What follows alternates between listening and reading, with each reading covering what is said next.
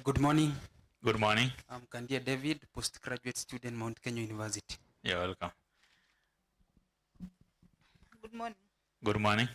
My name is Teresa Onyango. I'm also a postgraduate student at Rongo University. Postgraduate student at Rongo University. Yes. Good morning. Good morning. I'm McDonald Odhiambo from Rongo University, a postgraduate student.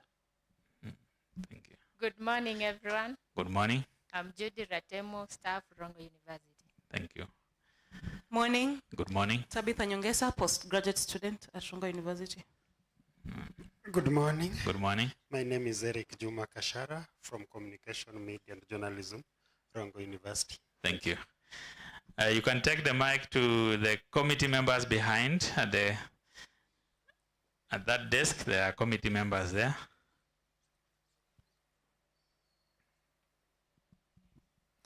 Good morning, everyone. Good morning. My name is Pascal Ekesa, a member of the committee. Thank you. Good morning, everyone. Good morning. My name is Roy Obiero, a member of the committee. Thank you. Thank you. Thank you for that. And Roy, can you confirm to us online viewers are there and presenters? Can you give online viewers to greet us? Is this one working? I thought it should be working so that we see the online viewers there.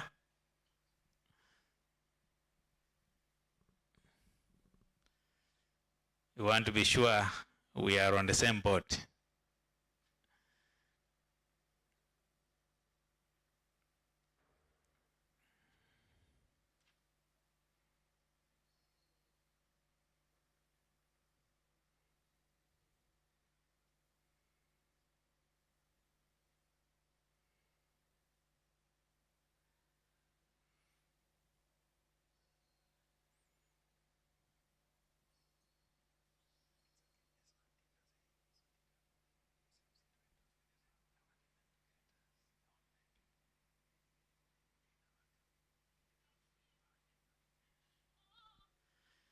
Okay, I'm told he's sorting it out here, but they are following us from the other end, so they will eventually be able to follow us. We will be able to see them here as they follow us.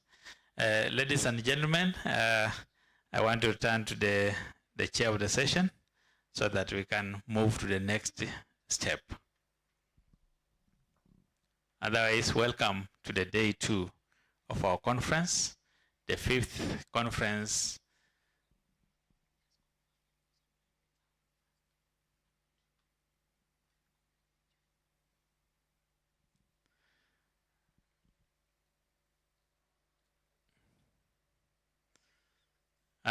We wanted to confirm if the online people are there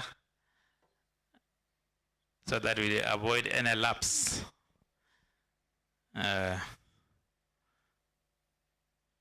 Because they need to follow this presentation. We have over 30 online presenters following us.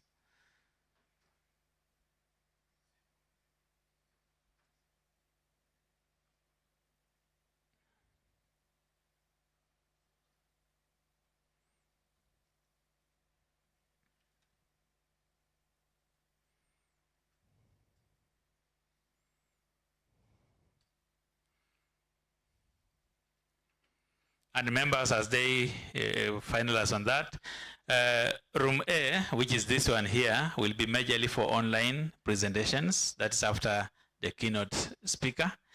This room will be majorly for online presentations, and room B, which is upstairs, will also be for online presentations. And then we shall have room C and D will be for physical presentations. So when you check your program, you can see the presentations, get to know which one is presented where. I know you will want to maybe join a given presentation at a given time. So you're welcome, Dr. Ontieri. Asante sana mwenyekiti, na tusipompigia mwenyekiti makofi siku nzima hatutapiga makofi. Kwa hivyo naomba tujitayarishe, tumpigie makofi. Umri wake unamruhusu apigiwe makofi ya nyayo. Makofi ya Nyayo. 1, 2, 3. Tena. Tena. Asante. Asante sana. Asante. Sasa wajumbe, naomba tumkaribishe yule ambaye atatupa, mgeni wetu rasmi ambaye atatupa hotuba kuu ya siku ya leo. Naye ni si mwingine bali ni Daktari Joel Ongoto. For now, Joel Ongoto is serving as the acting Deputy Secretary General and is working for Kenya National Commission for UNESCO. He has a PhD in educational management. His experience in the public service, 32 years. And at some stage, he served as a teacher at Kisumu Boys High School.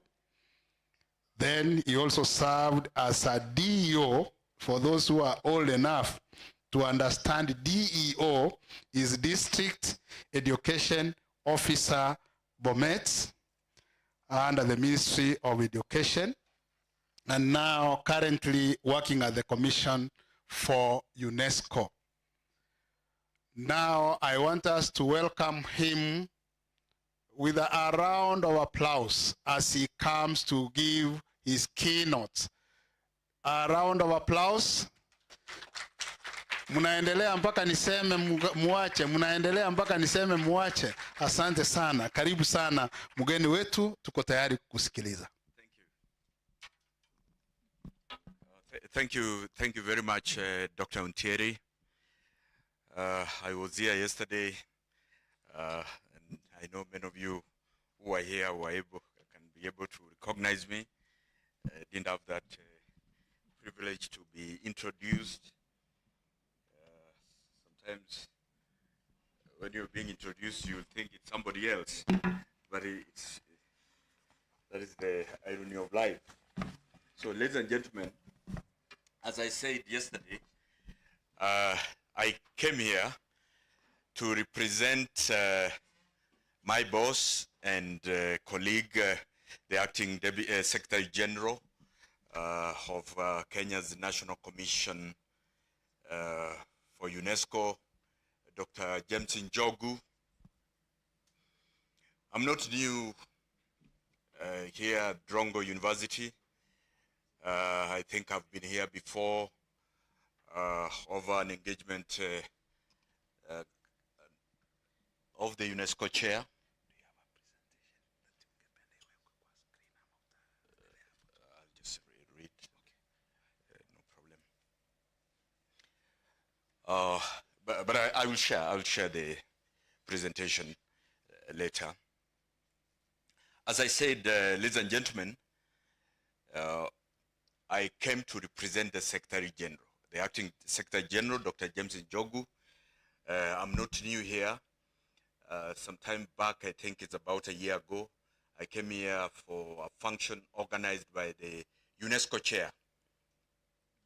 And for those of you who do not know a UNESCO chair, what a UNESCO chair is, it is basically an initiative of UNESCO where universities that are interested apply, and they are given a designation in a particular discipline. I think the chair which is hosted here is on agricultural communication. It is how the university links with the community in areas that relate to agriculture. And I know the professor here, Gudu, is the chair. So that is what brought me here. And we were working with a university in Canada. It was a brief engagement, and really, I didn't get to such a big conference. But it's good sometimes when you are requested by your boss to come. So I'm able to make friends. Now I know Dr. Ntieri, I now know Dr. John Ambuchi, and all the great professors of this great university, Professor Samuel Gudu, the Vice Chancellor, the Deputy Vice Chancellor, Academic Affairs, Professor Mike Contabo, and all the great guests who were here yesterday, Elido Waro, the former PS, the former CS ICT and Digital Economy, and now is the Deputy Chief of Staff in the Executive Office of the President. So allow me, ladies and gentlemen, to recognize the organizing committee of this great conference and the chair, Dr. John Ambuche. Without his great skills, we would not be here for this conference. Allow me also to recognize the technical and logistics subcommittee, the editorial subcommittee, the publicity and communication subcommittee that put together this conference, all the members of faculty and their respective deans and students who are here for both masters and PhD. Distinguished participants, ladies and gentlemen. These remarks are in speech format, but I will share both a PowerPoint presentation on the AI issues that we are supposed to speak to, including this very speech, or it's a keynote, whatever you want to call it. But allow me to, before I start, yesterday I tried to introduce UNESCO a bit and the Commission for UNESCO, but I didn't want to take a lot of time because we are the chief guest. I only shared with you the 5 functions of UNESCO, and I said that the Commission for UNESCO is established through that UNESCO international instrument, which is the UNESCO Constitution that obligates member states to establish a commission for UNESCO. I did not tell you that the Kenya's National Commission for UNESCO was established in 1964. That is 1 year after Kenya became independent and joined UNESCO. And since then, from 1964, close to it's 60 years now. I don't see a 60-year-old person in this room. Many of us are below or just about to be 60. Kenya has remained a member state of UNESCO. We have never left UNESCO. And just for your information, the UNESCO as an international organization in 1978 came up with a charter for national commissions for UNESCO and gave powers to national commissions to run UNESCO programs and activities in member states. Within the many UN agencies that you know of, like WHO, the UNICEF, ILO, and many others, UNDP, UNESCO is the only organization that has an institution within government. And since 1964, the Commission has been domiciled in the Ministry of Education.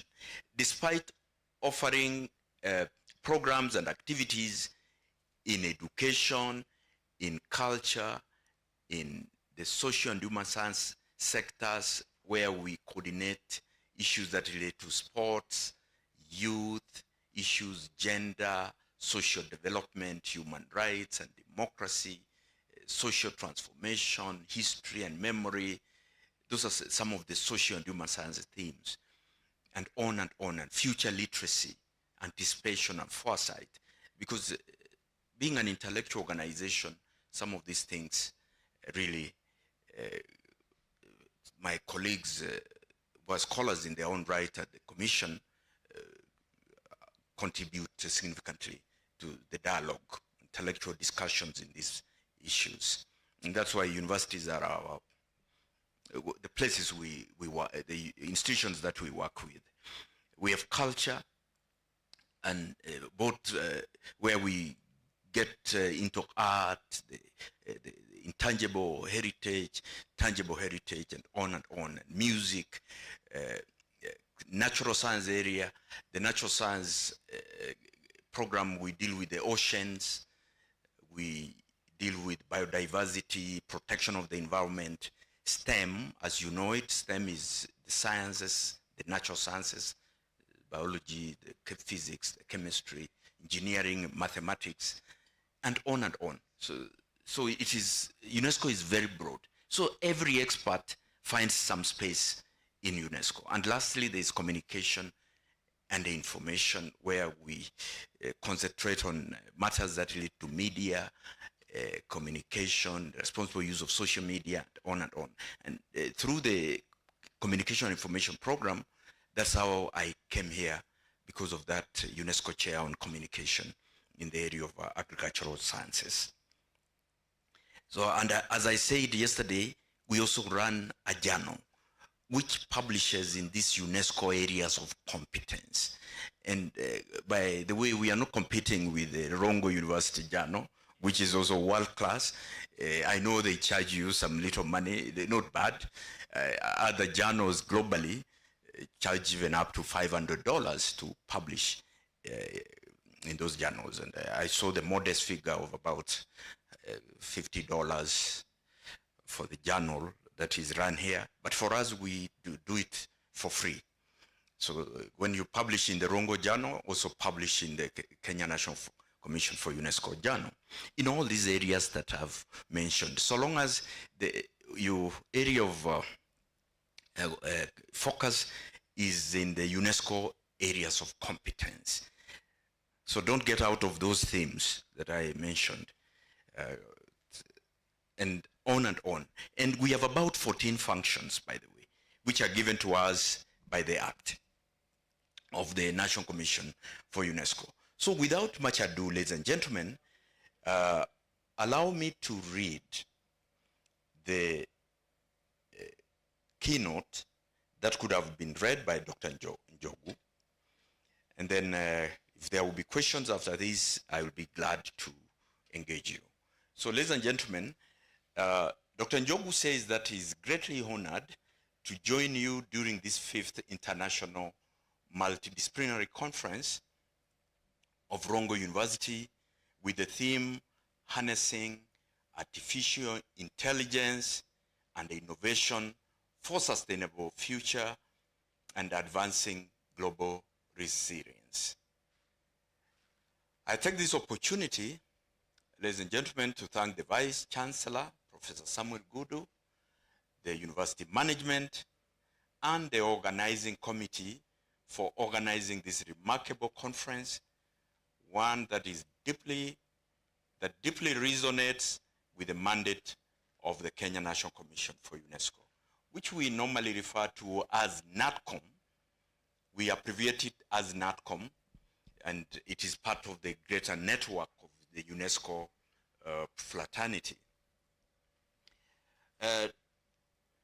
The remarks note that United Nations World Population Prospectus shows that there are now 8 billion people living on this earth. 8 billion, in fact 8.08 billion people.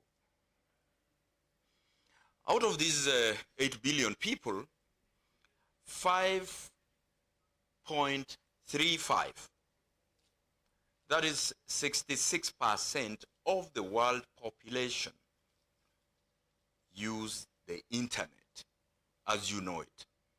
They use the internet. Many of us before 2000, I know many of you are Gen Zs in this room,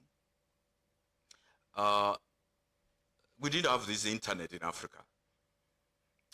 You can't believe. 66%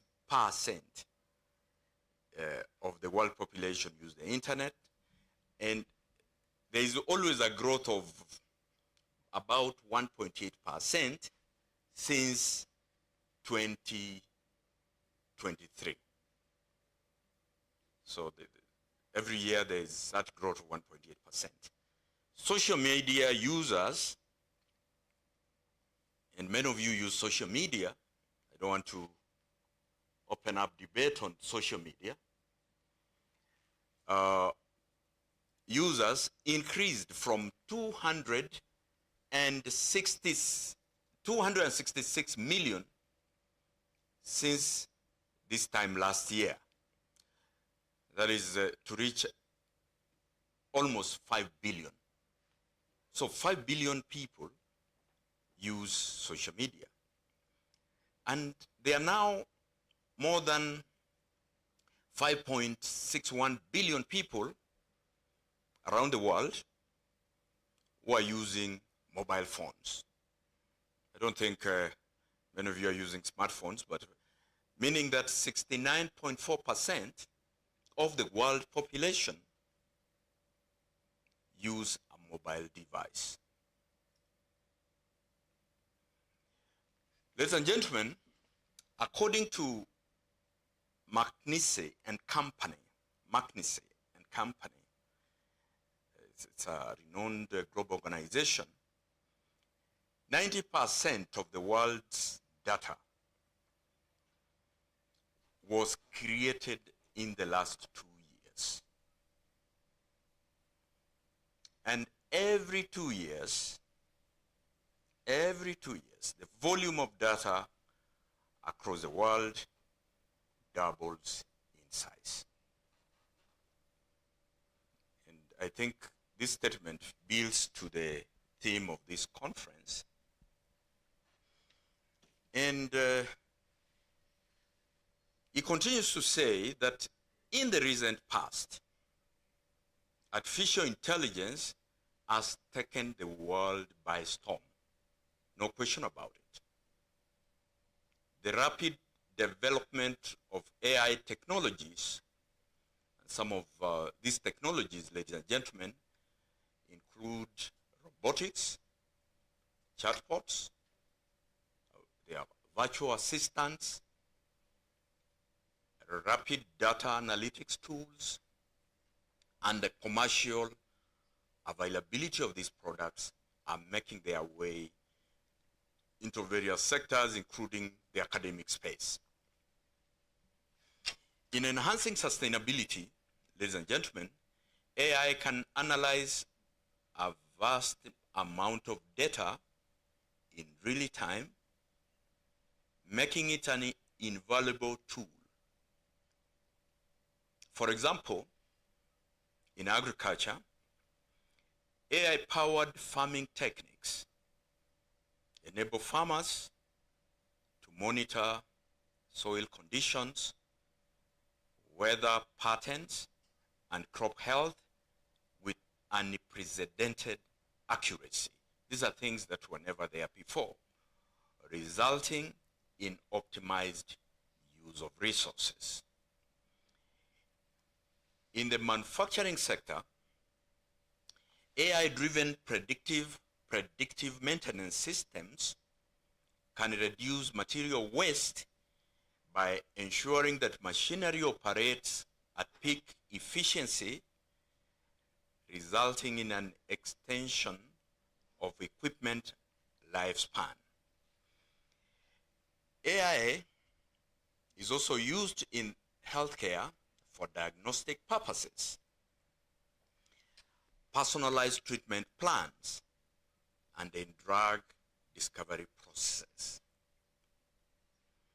AI is helping in the efficient management of water resources, where experts employ AI algorithms to predict water demand, detect leakages, and optimize water usage. In finance, for those of you in the finance sector, AI algorithms are employed for risk management. They are employed for fraud detection and in automated trading systems. So then what is AI? What is AI? The narrow definition of artificial intelligence is the ability of machines, could be, you may replace that with computers, to perform tasks that normally required human intelligence, some of these human intelligence virtues include visual perception, speech recognition, decision making, and language translation. This is the narrow definition that computers are doing these things. It is human beings who could see, who could speak, who could make decisions, who could translate or interpret. But for sure, AI, there is this category of artificial intelligence that uses algorithms that generate new outputs based on data they have been trained on. This is the AI that we are talking about. Unlike the traditional AI systems that were designed to recognize patterns and make predictions, creating new content in the form of images, text, audio, and more. But now AI is everywhere. And now we are at the level of generative AI, generative artificial intelligence.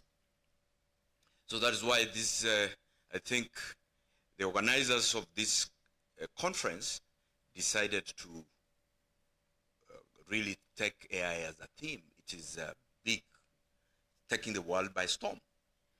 Yesterday, I said that I was privileged to chair the Social and Human Science Commission at UNESCO during the UNESCO 41st General Conference. And I said that UNESCO was able to adopt the first ever standard setting instrument in the area of ethics of artificial intelligence. Because Europe and Africa, and could be the Latin Americas and Asia, discovered that if governments don't put guardrails in this space of AI, there will be a problem. And UNESCO decided to guide the world on how to develop AI systems that use, ethics as a guardrail. So you can download the UNESCO standard setting instrument, nowadays even on your smartphone, and see what UNESCO recommends in education. What are the guardrails? AI for education, AI for communication and information. What are the guardrails? AI for sciences, STEM. What are the guardrails? AI for music, for art. And for sure, that document guided the development of the Kenya's first ever AI strategy, which the Minister Owalo was talking about yesterday. So ladies and gentlemen, in pursuit of AI, Kenya has positioned itself among Africa's leading AI innovation hubs by launching its Artificial Intelligence Strategy 2025-2030 to 2030, and this was done early this year. This strategy, and the Honorable Eliud Owalo talked about it, marked an important milestone in Kenya's journey towards harnessing the power of artificial intelligence in driving sustainable development and economic growth and social inclusion. So we should not leave AI to the computer science schools in universities. AI is everyone's business. And that is why UNESCO has been driving what we refer to as AI for all. In the 90s, UNESCO used to drive this cliche that you used to hear, and we used to call it EFA.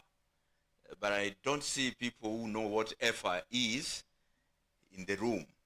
EFA was education for all.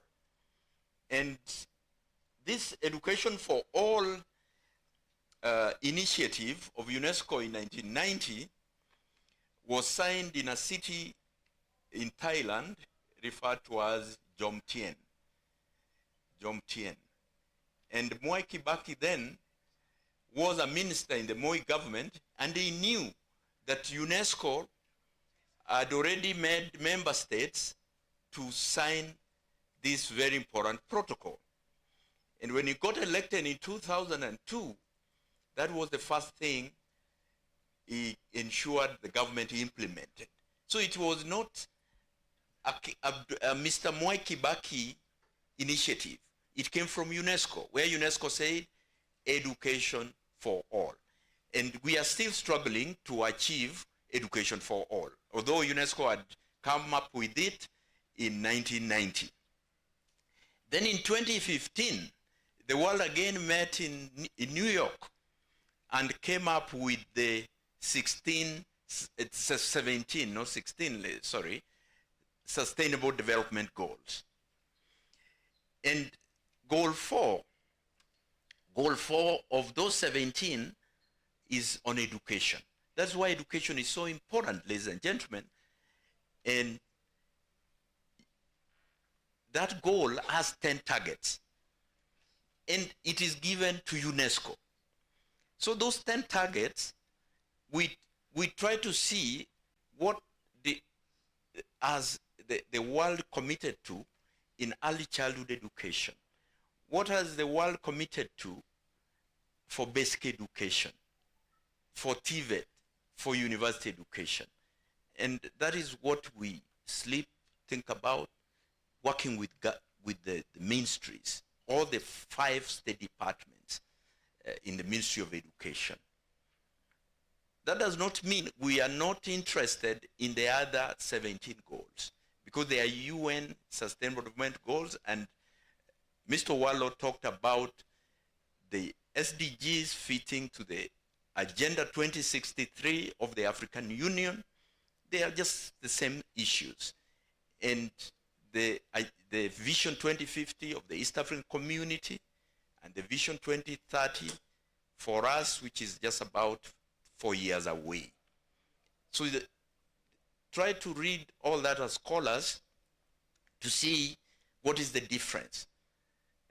But for us, we look at all the 17 Sustainable Development Goals.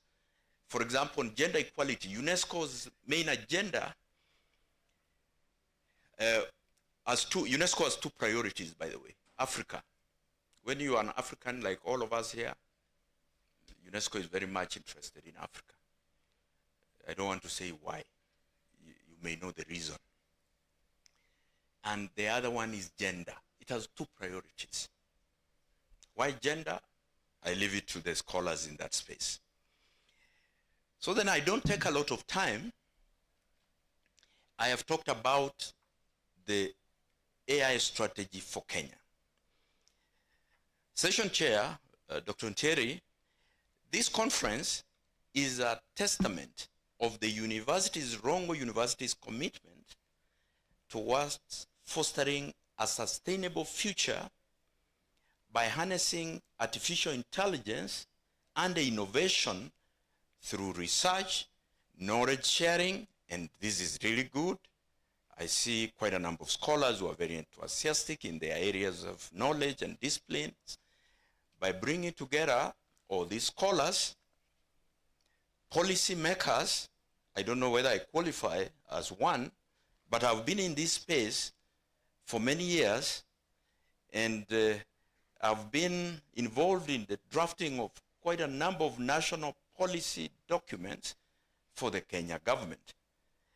Because at one time, I served at the Ministry of Education headquarters, and I was involved in drafting, or part of the team that drafted the Education Act, as you know it, the TVET Act, as you know it, the Universities Act, as you know it. But they have been revised over time, but I think 99% of the content we put there when Kenya came up with a new constitution in 2010 has remained the same, with a few amendments here and there.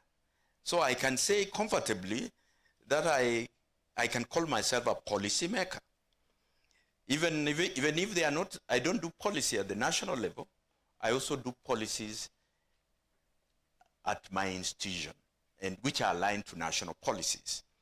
This conference, ladies and gentlemen, provides a platform and an opportunity for exploitation of what AI has got to offer and the innovation for common good of Kenya and our society. So, ladies and gentlemen, as I said, the Commission for UNESCO is a national focal point for UNESCO programs in the country, and we play a pivotal role in coordinating and implementing UNESCO programs in the country. We continue to form strategic partnerships where we actively engage and ensure, that UNESCO's mandate in the 5 areas of UNESCO competence I talked about are seamlessly integrated into higher education systems. And for sure, I did talk about the UNESCO chair that is hosted here.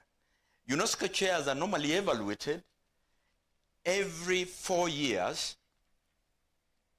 by UNESCO, where we come to see how the university has engaged with the community and what programs and activities universities are doing at the local level, like what the community, how the community is benefiting from the university. So then the university stops being an ivory tower, because it's about solving problems that affect humanity. If you, we always ask, what problem are you solving? So then, and for sure, if you look at all the 17 goals that I talked about, those problems are listed there, from poverty to hunger, to inequality, to problems in education. You know them, and every time your professors will ask you, for those of you who are students here, what is your problem? Sometimes you are chased out of the defense room if the problem is not clear. So you must be sure, what problem are you solving? So then, I don't appear to digress. I want to say that UNESCO and the Commission have been at the forefront in advocating the use of AI by developing a wide range of publications in AI. For example, the Kenya's AI strategy formulation on the, Kenya's AI readiness assessment. We call it in UNESCO RAM, the RAM, readiness assessment methodology. If you check that strategy, and it's also downloadable, you can download it, the section on Kenya's AI readiness, they basically took the entire UNESCO RAM, readiness assessment, and they adopted that as the, because every policy, you have to have a chapter for situational analysis. So we did do a study on Kenya's AI readiness, and we gave it to the government. And in that strategy, they just took the entire assessment and put it in the strategy. That is our input, but we don't talk about it. Because it's not good to say that it is your work. But that is for sure what we did. That is for this room. So, ladies and gentlemen, the Commission continues to conduct activities geared towards the promotion of AI in Kenya. No question about it. This includes co-organizing conferences. For example, last year we did a regional in UNESCO language is Africa, an ethics of AI conference in Nairobi.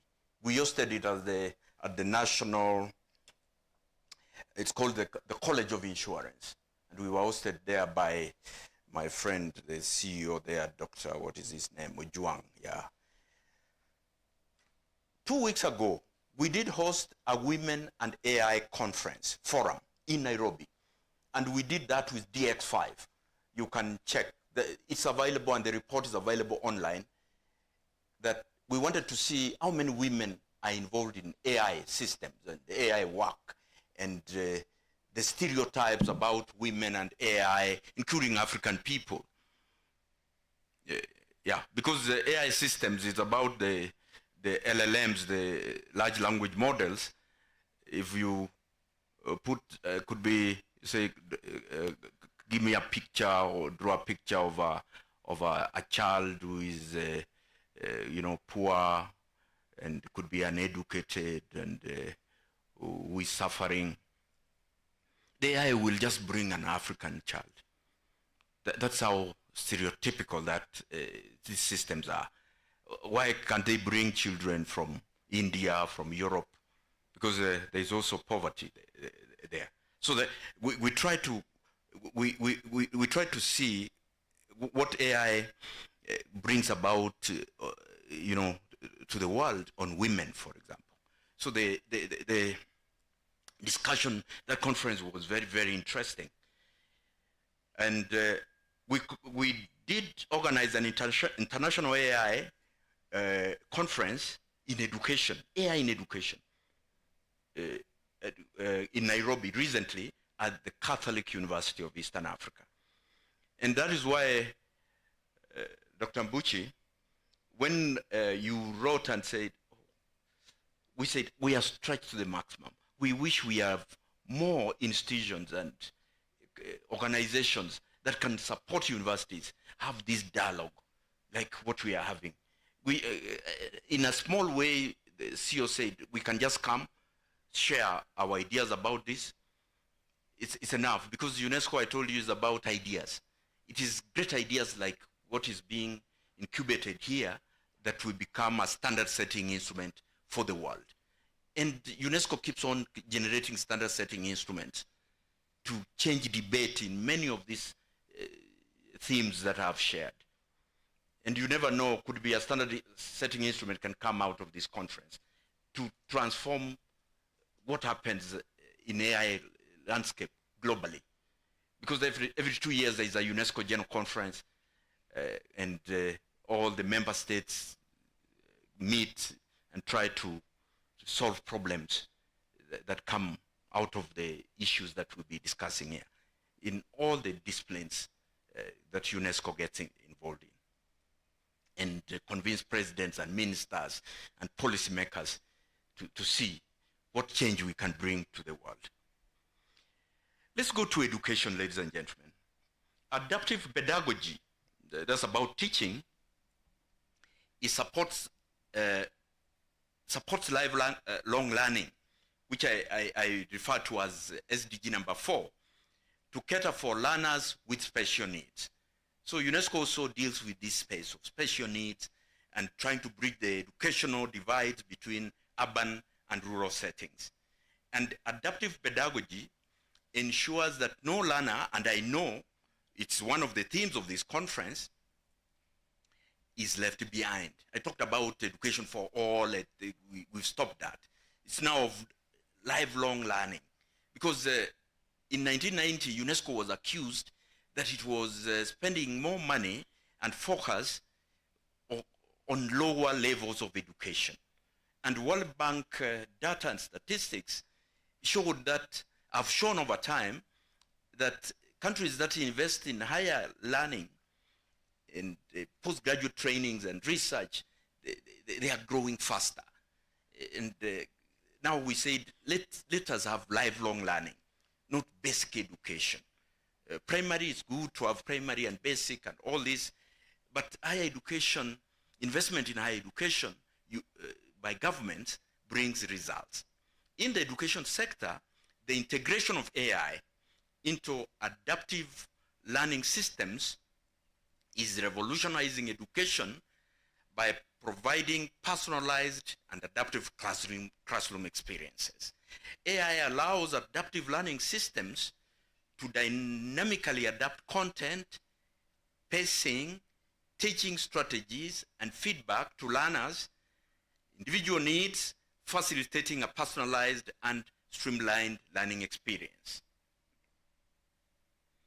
This results in empowered learners with essential skills to thrive in the digital age. By harnessing the power of AI to personalize classroom instruction, adaptive learning is revolutionizing education, facilitating equal access to quality learning experiences, and addressing the diverse needs and possibilities of learners in the digital age. Dr. Thierry, you didn't give me the time. I may read this keynote forever, and, but it is good because I said let's have guardrails, so then I don't talk forever.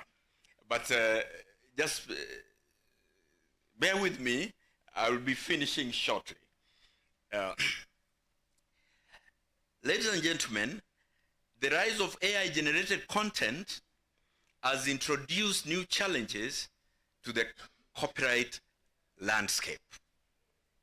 For those of you who are in copyright and doing studies in copyright, AI systems have continued to create a wide range of content, including music, and I was glad the professor yesterday raised this matter in the audience, art, literature, including software coding. So these creations have generated algorithms without direct human intervention, challenging traditional notions of authorship and ownership in copyright law. AI role in driving innovation even extends beyond the realm of patent, where AI systems are increasingly being used to invent new products and processes. Trademarks which protect brand names, logos, and other identifiers of goods and services are being impacted. Similarly, trade secrets which protect confidential business information, such as formulas, processes, and methods, are being impacted. Companies are increasingly relying on AI to analyze data, optimize operations, and develop new strategies that give them a competitive edge. Ethical implications of AI concerning intellectual property rights are very profound and multifaceted. To address these concerns, policymakers need to develop comprehensive and forward-looking strategies, such as updating existing intellectual property laws to explicitly address AI-generated content and inventions. Policymakers should implement measures to enhance the transparency and the traceability of AI-generated content, such as requiring AI systems to disclose their involvement in the creation of works.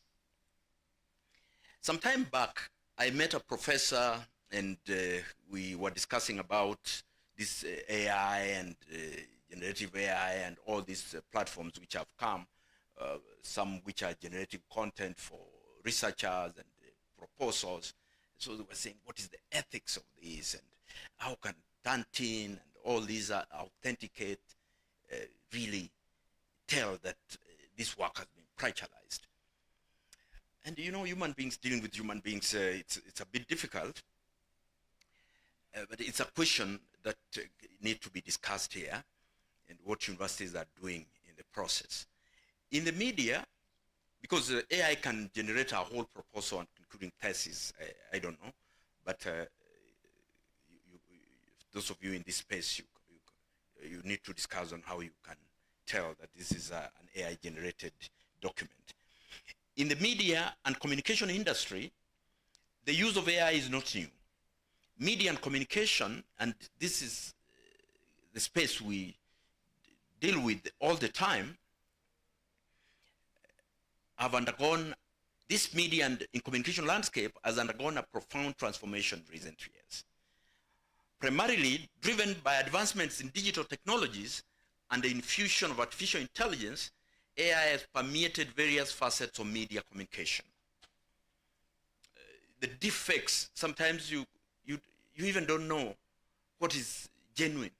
And there are people who don't have training in this area, and they keep on spreading all the fake news and the defects, videos, and you don't know what to believe. That's how bad this landscape is. AI has permeated all these spaces. Aspects such as generative AI have, however, come with their challenges. The misinformation, societal disruption, the misuse of privacy intrusion, the disinformation. In fact, one of the greatest risks for those of you who follow the risk landscape across the world, even for institutions that do their own risk assessment, misinformation and disinformation is a big risk. So your organization needs to know how to tell the defects, the fake news, which is a big concern. Because you can't believe it, as I've said, AI can replicate, imitate human intelligence, and sometimes even gives better outcomes and outputs, which offers promising benefits and also big danger to humanity. In the sustainable environment landscape, the Commission has been trying to work with various partners in the use of artificial intelligence and disaster risk reduction, where successful initiatives such as AI chatbot, mobile applications was launched, where we're working with the various organizations in this disaster risk reduction landscape, and we are working with the Chinese government. And this AI-powered chatbot helps to share information on disasters and connecting communities to expedite relief efforts during disaster. So meaning that you can use AI for good. AI for all and AI for good. Don't do AI for bad things like what I've talked about. This informative solution on disaster risk reduction helps to reduce potential risks associated with catastrophic disasters and mitigate the impact of disasters. So then we don't appear like we are blowing our own trumpet. It is evident that green innovation is key towards the achievement of sustainable development, all the 17 of them, which comes with massive potential to prevent the environment from pollution, help us recycle waste, improve mental health, and save on non-biodegradable energy. In the area of data, big data provides a massive amount of information needed to support AI. And I talked about the big data at the beginning, how it has grown exponentially in the last 2 years to support AI algorithms in learning and providing valuable insights. The academia, who are represented here, have an invaluable contribution to big data through research, education, and innovation hubs. This conference provides a platform for researchers to present new knowledge on various disciplines, leading to interdisciplinary approaches to solving complex problems. Insights on predictive analytics enables industries to tap intelligence from large data, allowing them to predict market trends, and we need, therefore, to embrace these technologies which bear great potential in gaining competitive advantage. I did say at the beginning that UNESCO develops standard setting instruments. And UNESCO has a standard setting instrument that we refer to as UNESCO recommendation on open science. And this is why open science, meaning that don't charge for science. Don't be selfish. Publish your work. Share it. And this recommendation, ladies and gentlemen, promotes a platform for researchers to publish their research outputs. And that is why we have the journal for the commission, which we have been publishing. It is peer-reviewed. It is world-class since 2021. It is now going to 5 years since we started this journal. It's multidisciplinary, and we request for articles and papers in all the UNESCO areas of competence. We also have a resource center, and we have many programs that impact on young people, programs that support art and creativity and the use of AI, and on and on. However, ladies and gentlemen, you know that this era has seen the fastest and the greatest technological advancement in human history. From the Industrial Revolution, the first, the second, the third, the fourth, and the fifth. Africa, sadly, has not been part of these other industrial revolutions. We see like there's an opportunity to participate in the fifth, where there is a lot of equality. We have also witnessed a widening gap of inequality. There's no question about it in the pursuit for progress. Technologies are enabling rapid societal transformation. They are also exacerbating already existing digital divide. There is a digital divide now, and I don't know whether it is now an opportunity, but it creates threats to the very fabric of sustainable development. There are 17 of them.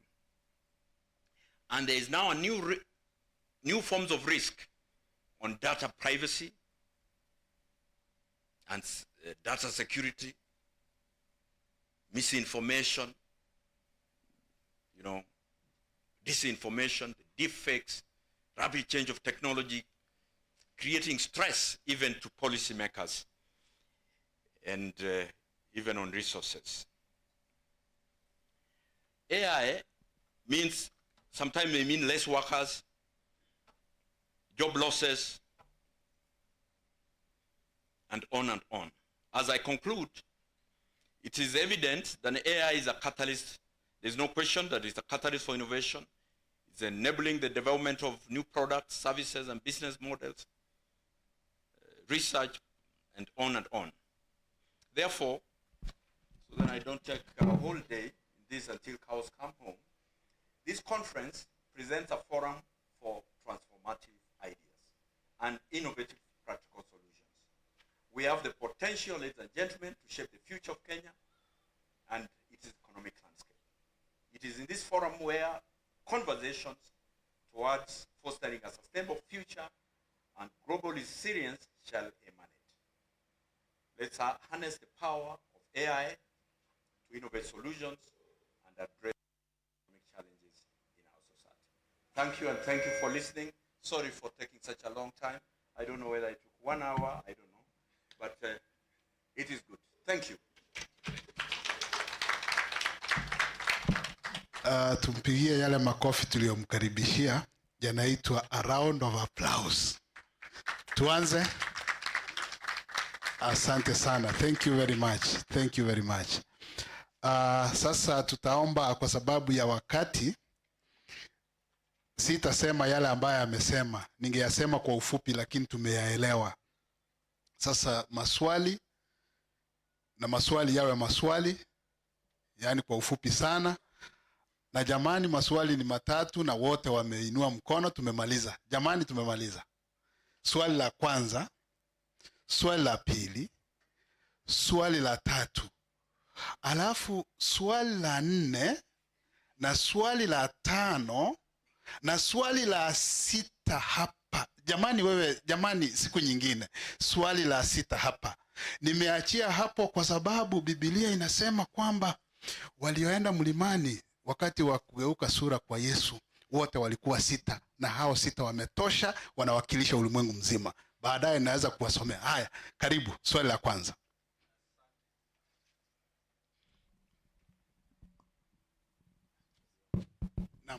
Okay, asante sana. My question, as the chair said, very brief. I'm a teacher. Want you to help us focus on the area of using AI in education. There is fear among teachers and even lecturers that very soon AI is going to take over their job. Is this fear genuine? What is? Asante, swali la kwanza hilo. Swali la pili. Thank you. There's a very slow investment in AI technology, especially in the African countries, Kenya included. Does this put the continent at risk for a second recolonization? Asante, swali la tatu. Yes, my concern is you've talked about AI detection on if you try to Google, maybe type someone who is suffering, you'll find is an African. That is stereotype. And it's coming out from my colleague here who have just spoken that we are slow on this. And actually what is making us to be slow is the AI funding. So as UNESCO, what are you doing to fund graduates or postgraduate students so that they can also implement their AI technologies? Asante, swali la 4, swali la 4. Naam.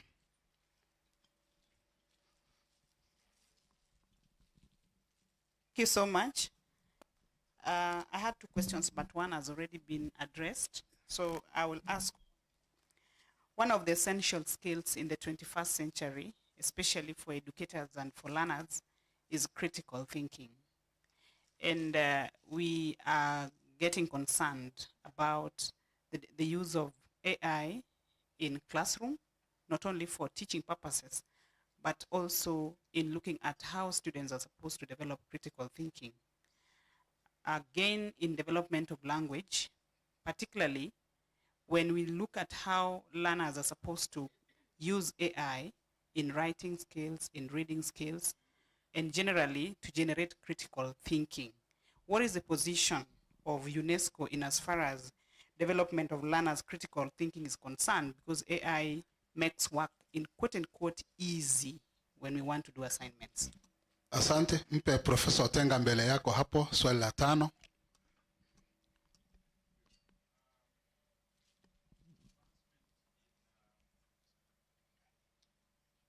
Advancement in science brings technology, and I believe AI is one of the technology that's advancement of science in the West has brought to us as African.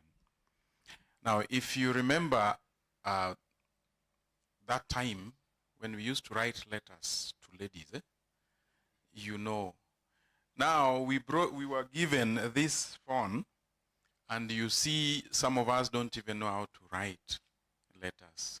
Present generation. We are moving now to artificial. How is this AI going to help us to organize our society more so in the African family? You know what the Western family is as at now. I'm a sociologist, so I'm very keen the organization of this AI in terms of the society. Asante, Professor. Kalen, ulikuwa na swali hapo, nafikiria swali la mwisho litakuwa swali la 6. Thank you so much. My question concerns culture, the interconnection between culture and AI.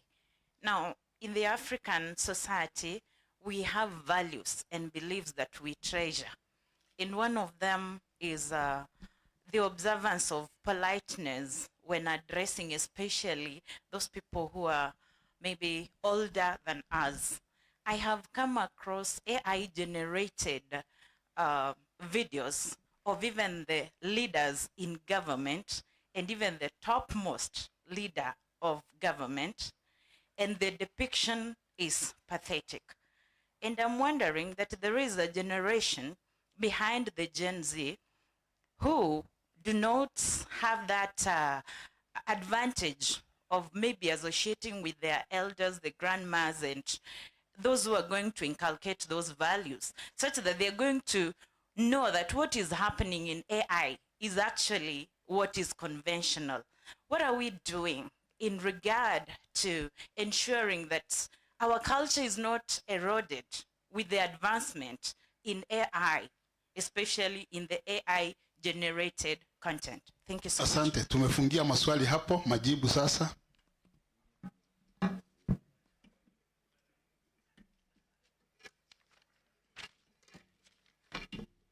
Oh, thank you very much.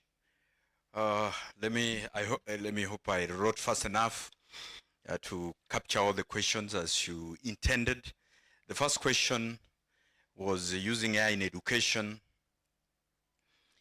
Is AI going to take jobs? I think it was,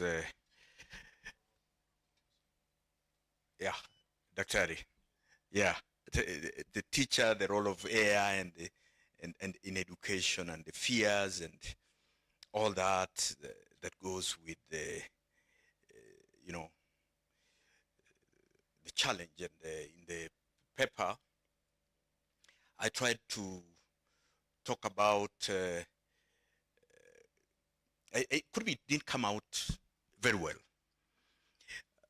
There is, in the AI landscape, we've been exposed to jobs that are threatened by AI. There is no question about it.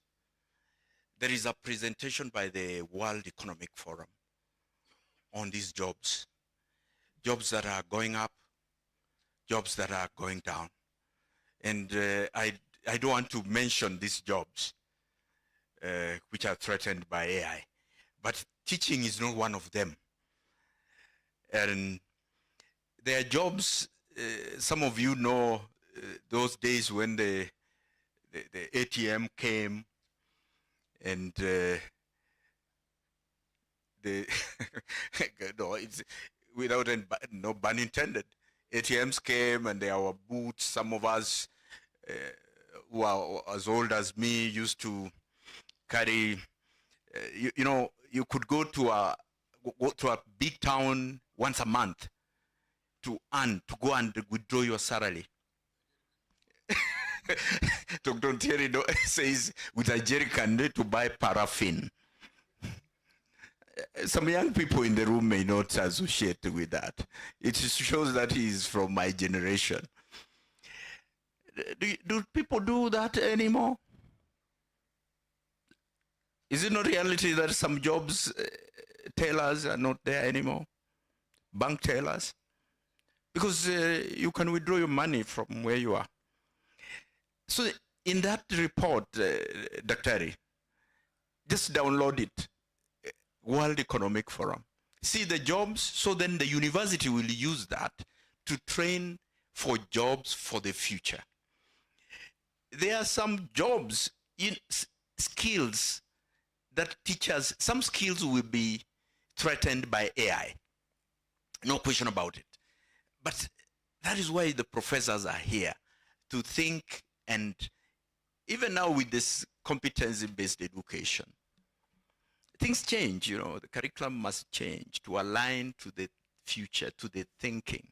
And by the way, I did say that UNESCO is in foresight and future literacy and anticipation. We always think about the future of agriculture, the future of work, the future of technology. the future of the public service, the findings when we are in those forums of design thinking. So then I don't digress from Daktari's question too much, but it's related. It's about the future. The future is very dynamic. Things change. Whoever knew that there would be phones? Nowadays, there are people of my generation who used to go to rush home to listen to the news, to go home to watch the 7 o'clock news. If you are in this room, those things have changed. You watch news at your own pace. When you want, you just go to the YouTube, and if you want Citizen, what was, shared yesterday, same. So things have changed. We have to be dynamic. So then I don't want to make this a future literacy class, and what we deal with in anticipation. And by the way, we have a UNESCO chair on anticipatory systems at Dedan Kimathi University. Professor Gatune, who coordinates the chair, just like the chair here on graduate communication, if you want skills on the future of the teaching job, liaise with Dedan Kimathi, and you will design the teaching job for the future. It's not the teaching of the past. Even the teaching for professors, it must change. But it's not listed in that report of the World Economic Forum. I don't know whether I have answered, but go read there. So because if I start mentioning professions here that are threatened, and could be you come from that profession, you will think I drafted the report. Number 2, there is, does it AI put the risk for a second recolonization? The slow use of AI in technology, I think it came from Daktari. Does it put the continent at risk for a second recolonization? UNESCO has been in this space of recolonization. I know Daktari may have come up with this story, this question, because recolonization is such a painful thing. It's very painful.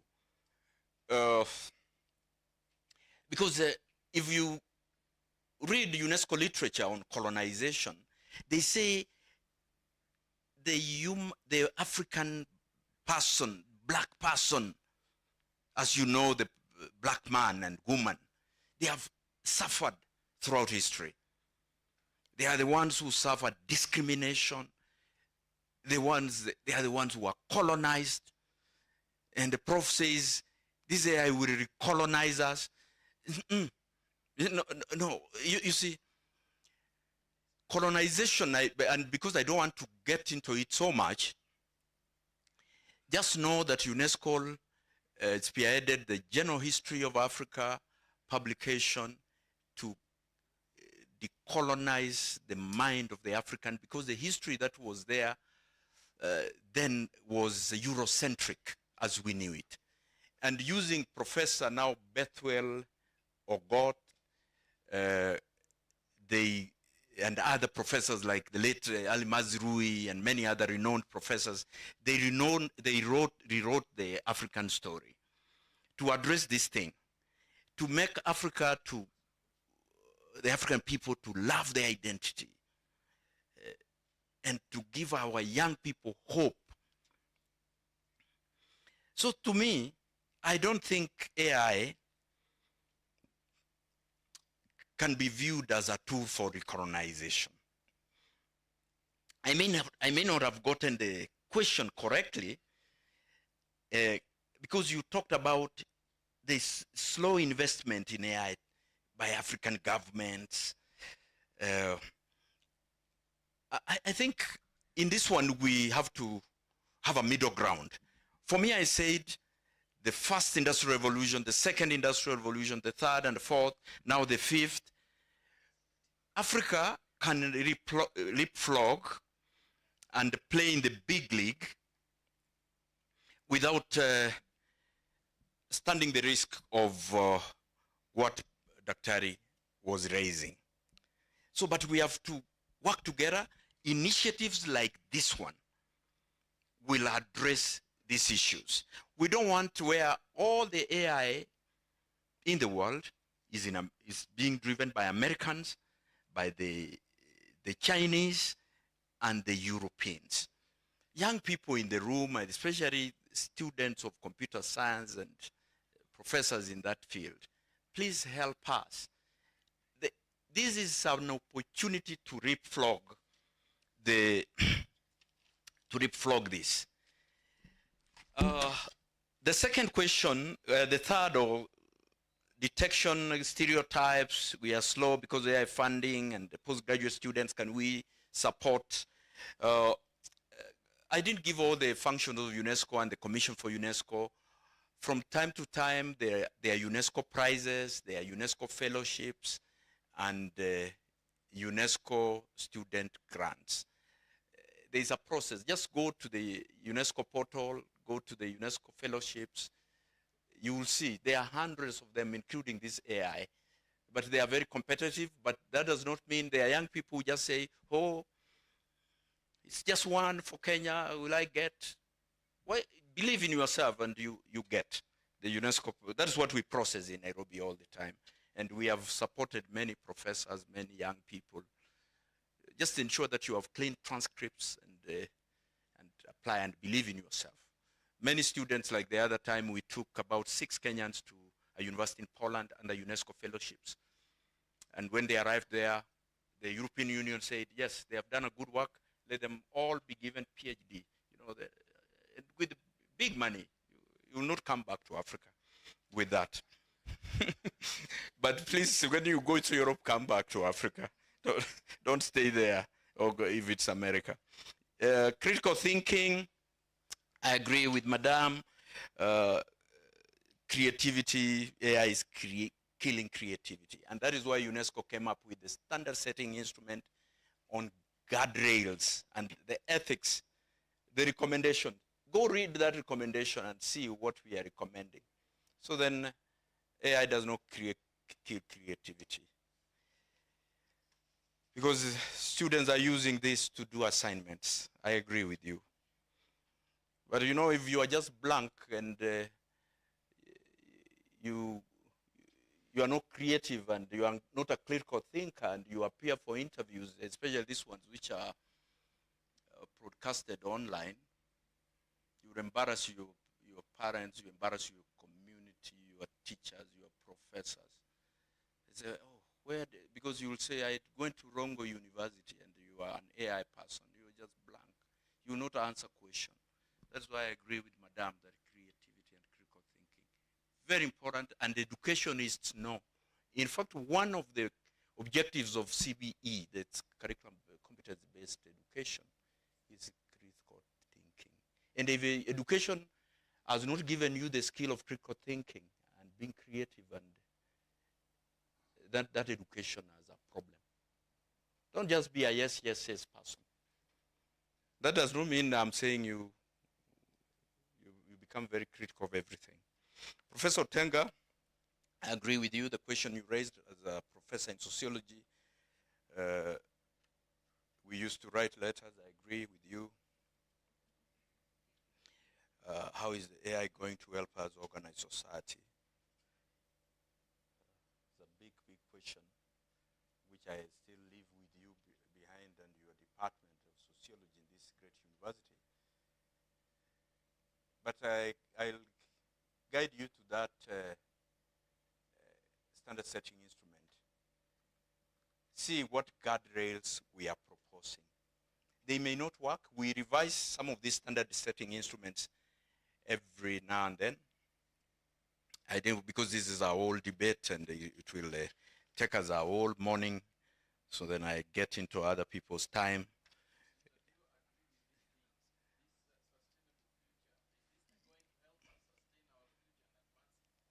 Yes, absolutely. Absolutely.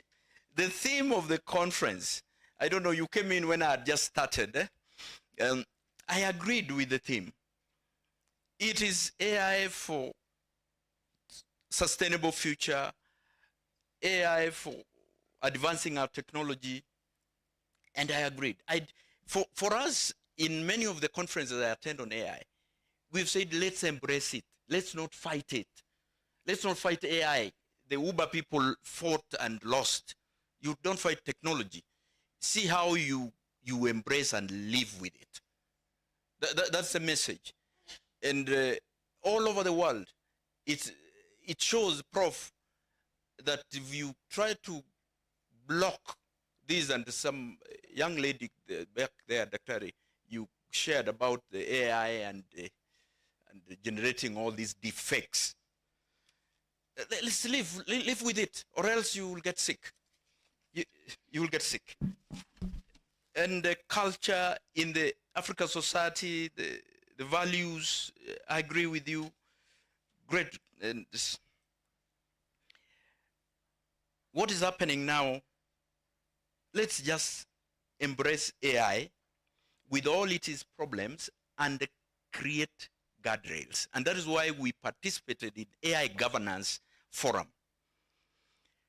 AI Governance Forum, which we facilitated, and it answers what Prof and Dr. have raised, is about putting guardrails, developing the law, the regulations, the strategies to address all these problems that come with AI.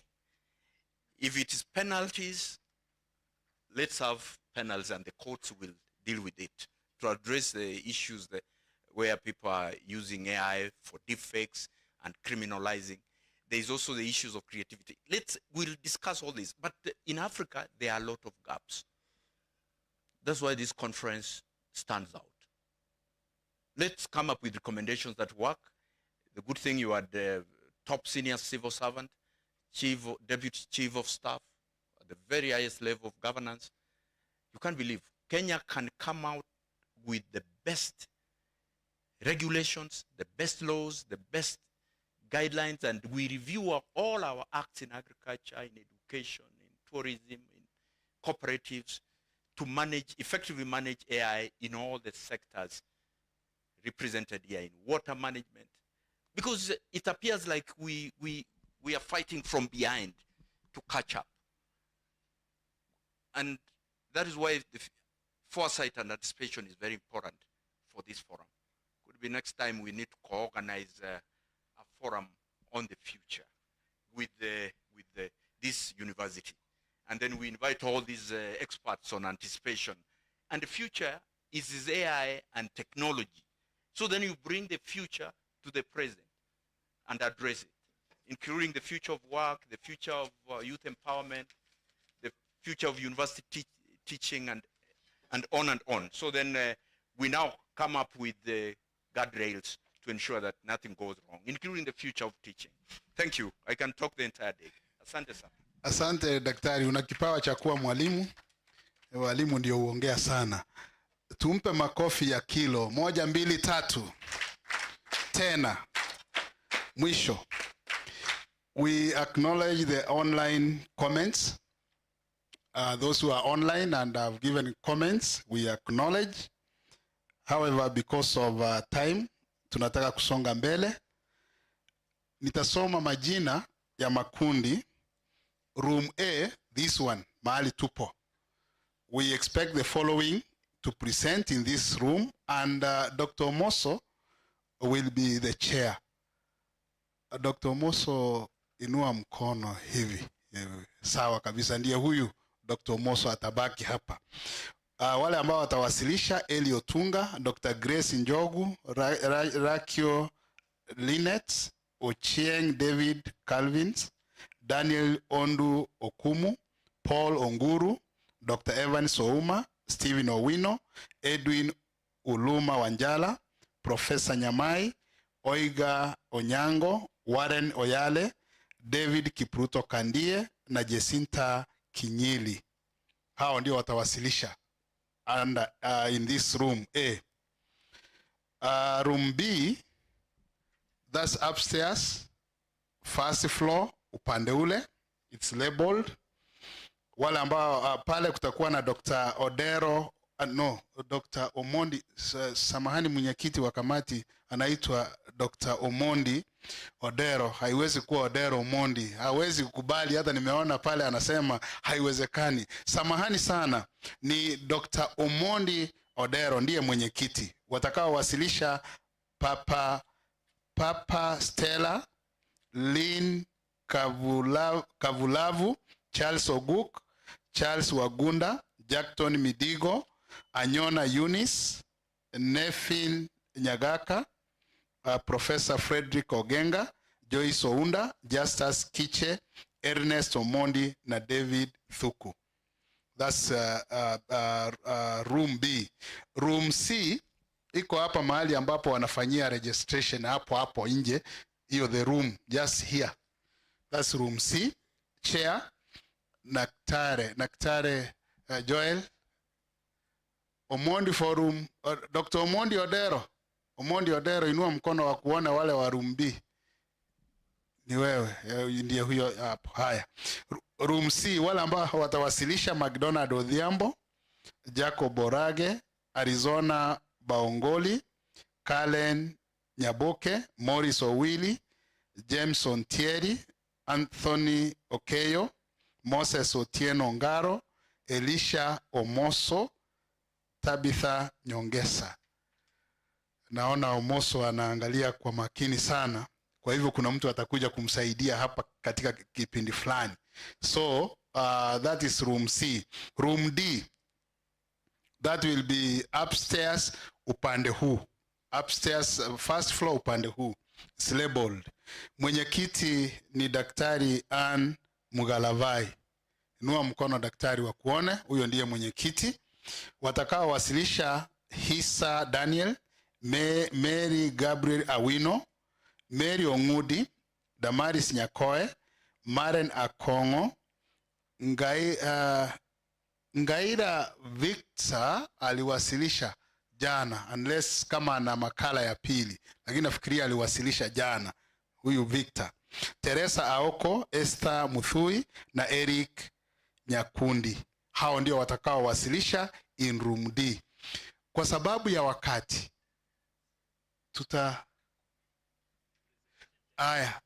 presentation, sababu tuko wengi leo, takes 10 minutes. Alafu maswali na majibu na maoni dakika 5. Kwa hivyo sio dakika 20 tena, sasa ni dakika 15 kwa kila mwasilishaji. Presentation 5 minutes engagement. I think that is clear to the chairs. Then the chairs, we really have to stick to time today very, very strictly because of the many presenters that we have today. I know the chairman has allowed me to dismiss this group unless he's consulting to say that I should not dismiss the gathering now. Only those for room A will remain here. Wale wengine wote, alafu mtaambiwa chai itanywewa saa ngapi. Sio saa hii.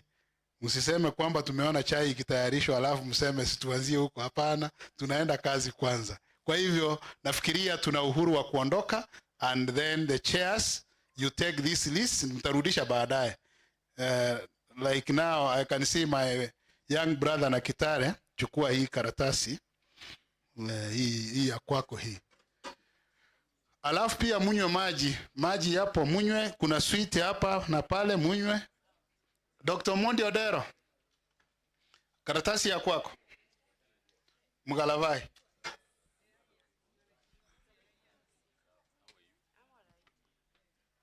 Dr. Mondi Odero,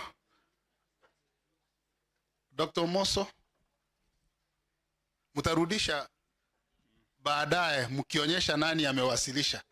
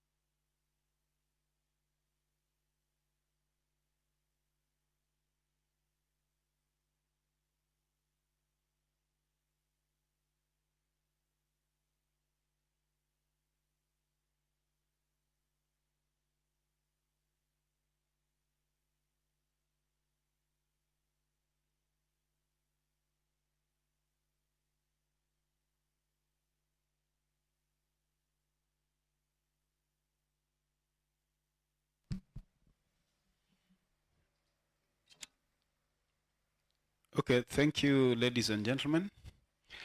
And also let me thank the keynote speaker for quite informative session on AI, which is cutting across all sectors of the economy. So I think we have all been enlightened, and we'll start asking relevant questions and stop the fears, particularly in the education sector.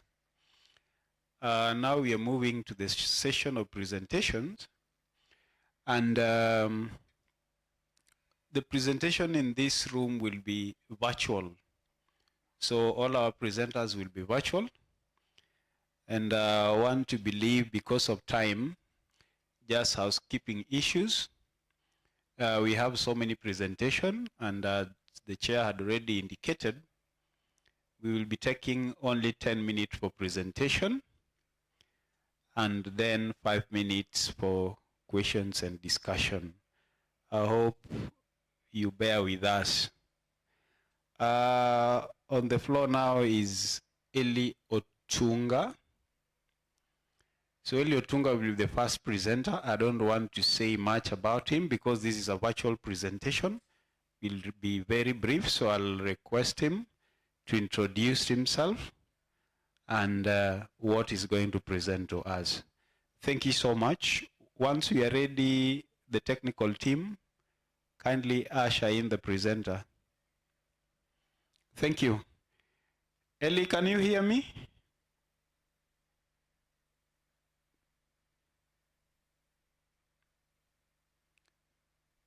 Eli Otunga, can you hear me?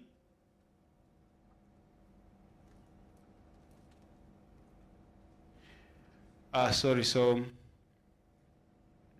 they are setting it up, so you can hear us, but we can't hear him. We also need to hear him, otherwise we'll not be able to get the information that we need.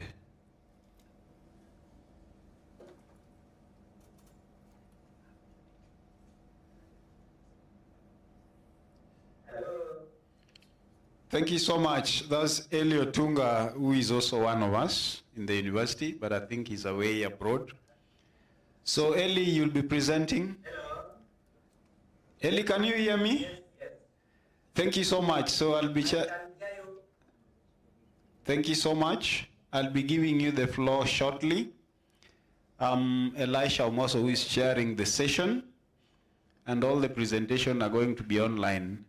Now, I hope you heard that because of the many numbers of the presentations we have reduced the time to 10 minutes presentation and then 5 minutes for discussion. Are we okay with that? Sorry for those changes, and please bear with us. So, I will not say much about you, but I want you to introduce yourself to the audience and what you're presenting about, and then you start immediately. Thank you so much. Eli, take the floor. Okay, thank you so much. Let me be sure that everybody is hearing me from the other side. Yeah, we are hearing you. Yes. Okay. Thank you so much. My name is Eli Otunga. I'm taking Master of Arts in Sociology in the School of Arts, Social Sciences and Business in the Department of Humanities and Social Sciences. My study is on belief systems and the experience of spousal belief, a study of widowed individuals in Siaya County, Kenya. And the authors are Professor Michael Mamburu Ntabo and Dr. Kandi Sindhu Shivachi, Rongo University. Belief systems are a set of deeply held convictions, their values, principles, and assumptions that shape an individual's perception of reality. And these systems, these belief systems, they help in guiding their assumptions or they're guiding their behaviors, and they can also influence their decision-making processes. They comprise religious affiliation, religiosity, and also cultural beliefs. So these beliefs play a central role in shaping individual experiences of grief, according to Lou Fobart and Anderson, 2019. According to Smith et al. 2018, spousal grief refers to emotional reactions to the loss of a spouse through death. And widowhood is a social status which greatly affects the family and society at large, according to Paricello 2019. So the existing belief systems can either lead to successful or unsuccessful grieving. That's according to Lassie 2023.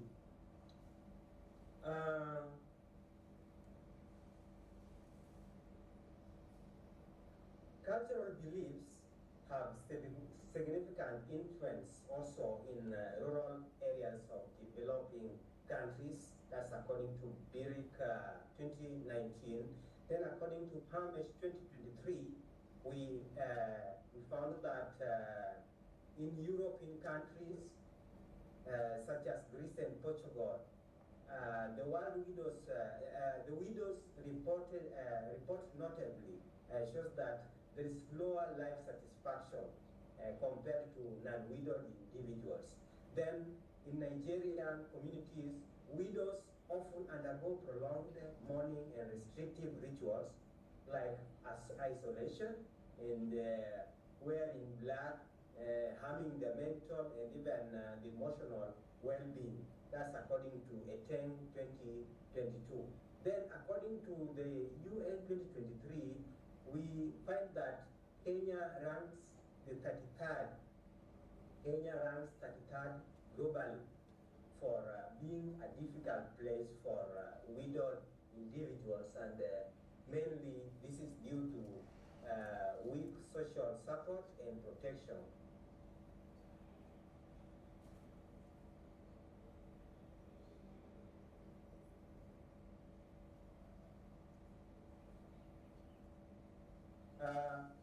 Grieving spouses often face prolonged health challenges and life disruptions after losing a spouse due to the existing harmful beliefs. However, their experiences of grief are influenced by the complex belief systems which subsequently impact the spousal grief. Therefore, the specific objective of this study was to explore how various belief systems influence spousal grief among widowed individuals in Sierra County, Kenya. This study was guided by social constructionism theory, and this was propounded by Jean Piaget, 1896 to 1980, and Lev Vygotsky, 1896 to 1934. So the theory emphasizes that spousal grief is shaped by culturally and socially constructed belief systems. That is according to Barr 2015. So this theory helps in explaining how widowed individuals in Sierra County interpret and respond to grief through the shared knowledge, through the shared religious and cultural meaning which are embedded in their community. Finally, on this theory, the theory guided the study to uncover how social cultural norms shape spousal grief among widowed persons in Sierra County, Kenya. On the methodology, the study was conducted in Sierra County, which has the second highest proportion of the widowed in Kenya at a percentage of 11.5, and then Turkana, which was the first, had 12.1%. That's according to Kenya National Bureau of Statistics, KNBS, 2023. Siaya was selected due to safety considerations. And this is an important research consideration according to the Social Research Association 2006. The target population and the main respondents were the widowed persons. They were selected through multi-stage cluster sampling, and that is according to Bhushan and Kumar and Singh 2023. The data was collected from them using survey questionnaires and FGDs, focus group discussions, Harris and Brown 2019. Then the key informants were the village elders, they were the chiefs, and including the religious leaders. And the data was collected from them using the in-depth interviews or flexible and rich. And this was aiming at collecting in-depth, flexible and rich information. That's according to Adedo in 2020. Focus group discussions was conducted, and this was guided by a trained group moderator. That's according to Frey 2018. Research approach, qualitative method was employed, and then the research design was descriptive. That's according to Criswell 2021. Both face and content validity was ascertained through the expert opinion to ensure relevance and coherence. External validity was also ascertained through training the research assistants to minimize subjectivity. TAC and Shetty 2020. The qualitative data was transcribed, cleaned, classified, coded, and analyzed thematically. Now, data presentation was done using tables and narratives. During the data collection, before the data collection, the introduction letter was sought from Rongo University to seek permit from the NACOST. Then the NACOST license was copied to the county commissioner, copied to county director of education, and the county social development offices. Informed consent letter was read and signed by the respondents, and confidentiality of information and anonymity was maintained. That's according to Sim and Waterfield 2019. The respondents were informed of the purpose of the study, and they had freedom to participate and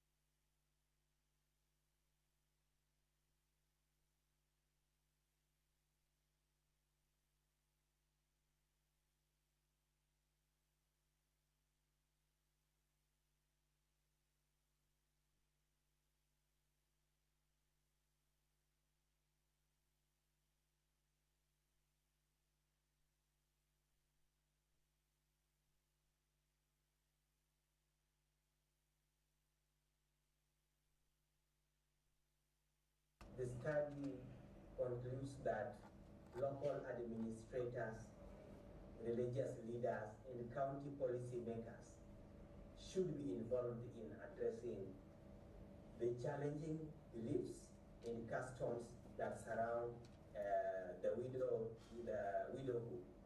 Then, the study recommends that the targeted interventions should be developed to address harmful socio-cultural beliefs. And these targeted interventions include engagement of cultural gatekeepers, faith-based counseling sessions, media advocacy through radio, policy dialogue at the community level, inclusion of more widows in local leadership, collaboration with local NGOs and CBOs, and the monitoring and reporting of harmful beliefs.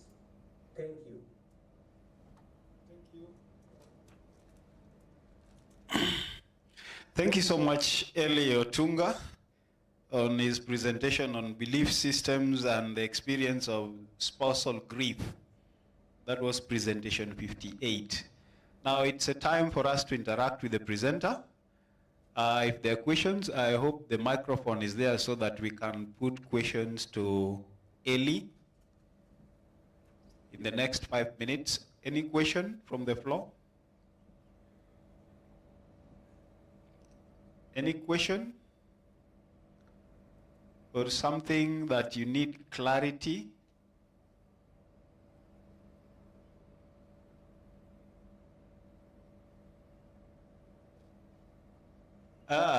Okay, it seems there are no questions on your work, Eli.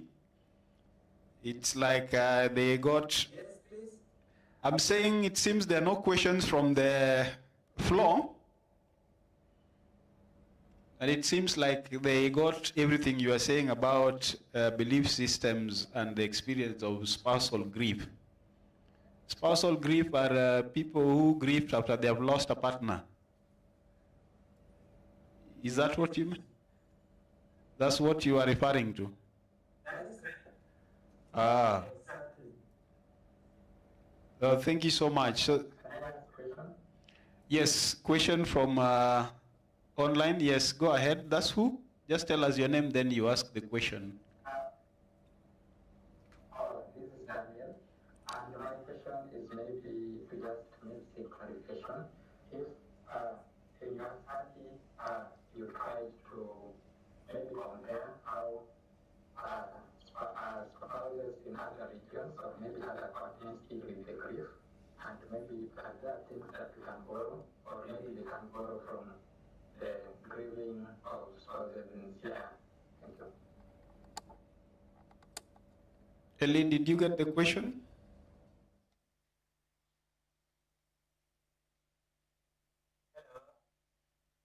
Did you get the question?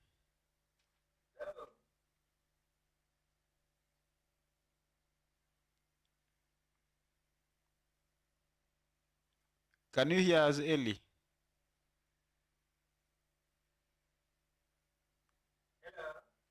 Can you hear us?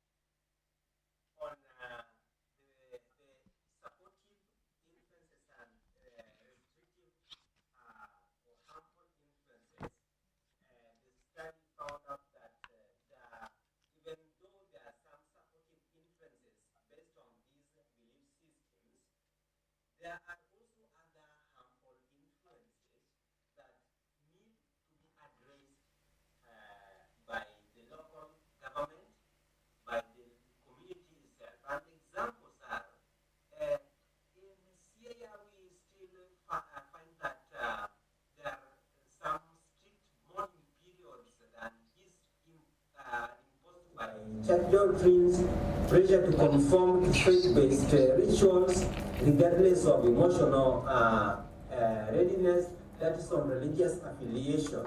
Then when it comes to cultural beliefs, there are several of them, including some harmful beliefs, including things like night vigils. We call them disco matanga, and these are conducted before or after the burial. And we find that these cause physical dangers and expose mourners to insecurity or even loss of death. Things like naming ceremonies for remembrance of the deceased. This, we find that they may prolong grief by constantly invoking the memory of the deceased. Restriction of the widowed from certain social activities. These lead to social exclusion and they hinder integration into the normal life. Things like inheritance of the widow by a male relative. So these are also still common in Sierra County, and they increase health risks because when you are, according to the beliefs, you are to be inherited by a close relative to the deceased, and maybe the health status of this person, you may not know, maybe this person has, for example, has got HIV and AIDS, and you have to be inherited by this particular person. So this situation increases the health risk and even gender-based violence, and this violates the widow's autonomy. So this is the reason why the study was trying to focus on the sustainable development goal, that is number 16, that is on peace, justice, and strong institutions, and the goal is to promote peaceful and inclusive societies for sustainable development and provide access to justice for all and build effective, accountable institutions. And maybe to be specific on the goal, strengthening institutions to protect the vulnerable. The findings highlight the gaps in legal, religious, and community institutions in supporting the bereaved spouses, and this leads to policy reform, betterment of institutional support, e.g. legal aid, social services, and even the accountability in protecting the rights of widows. Okay. Thank you so much, Eli. We've given you more airtime because you are the past presenter. I think we are now going to be strict on time. But briefly, before you sign off, what motivated this study of yours? What was your driving motivation? What were you aiming at by studying the grief of people who have lost their partners? What were you trying to achieve?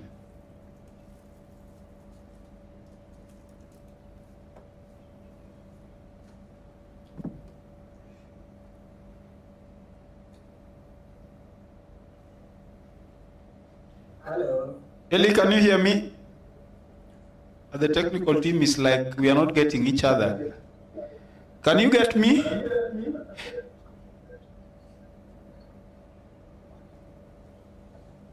Eli?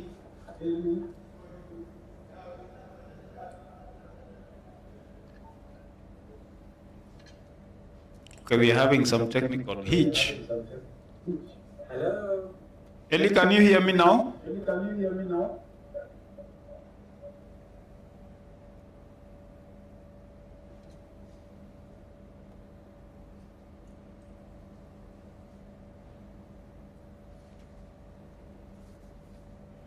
Eli, can you hear me? Can you hear me, Eli?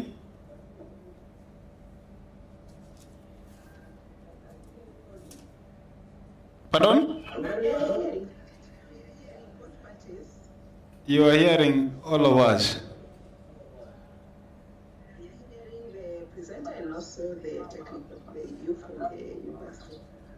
These are problems of technology.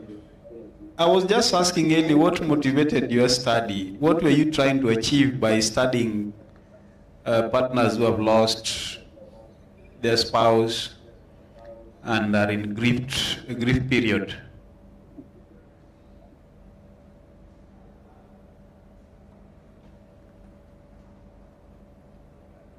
Okay, seemingly we can't get each other. Can we move to the next presenter?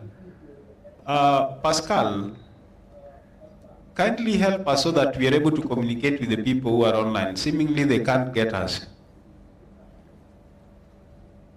Where is Roy? Can we proceed to the next presenter if you can hear me? This is Grace Njogu. Thank you so much, Eli. Grace Njogu will be presenting on leveraging collaborative financing, a pathway to sustaining the social economy. Grace Njogu, if you are online, please just let us know that you are around.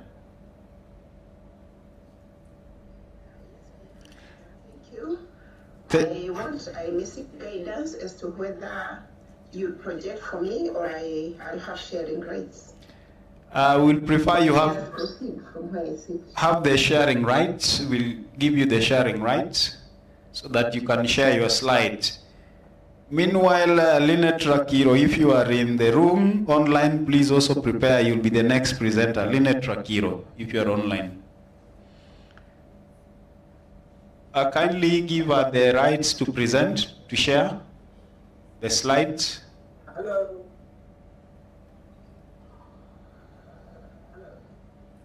Yes, I'm here. I'm waiting for the sharing rights. Yes, the technical team, the sharing rights. Hello.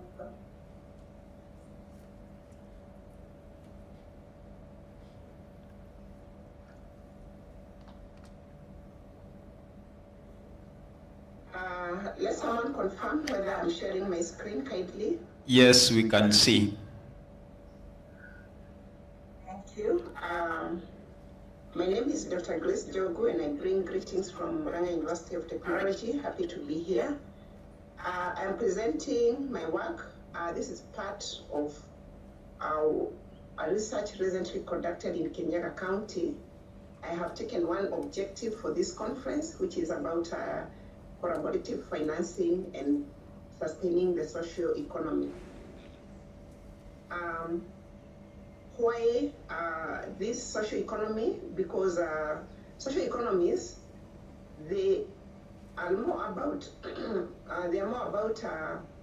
social objectives over profit. These are what we normally call the NGOs, the various NGOs, and their motivation for operations is basically to ensure that they achieve their social objectives, one of which is usually about sustainability. You are going to excuse me, I have a bit of a cold. So why this study? It's because post-COVID, there has been a major shift in the NGO world, and this has been brought about by the economic turndown that reduced donor funding. And this is because during the COVID-19, the funders changed their priorities from donor funding to other areas. We remembered how the time was and how finances became a major issue. And therefore, since COVID, looking at the NGOs across board, they have experienced reduced donor funding.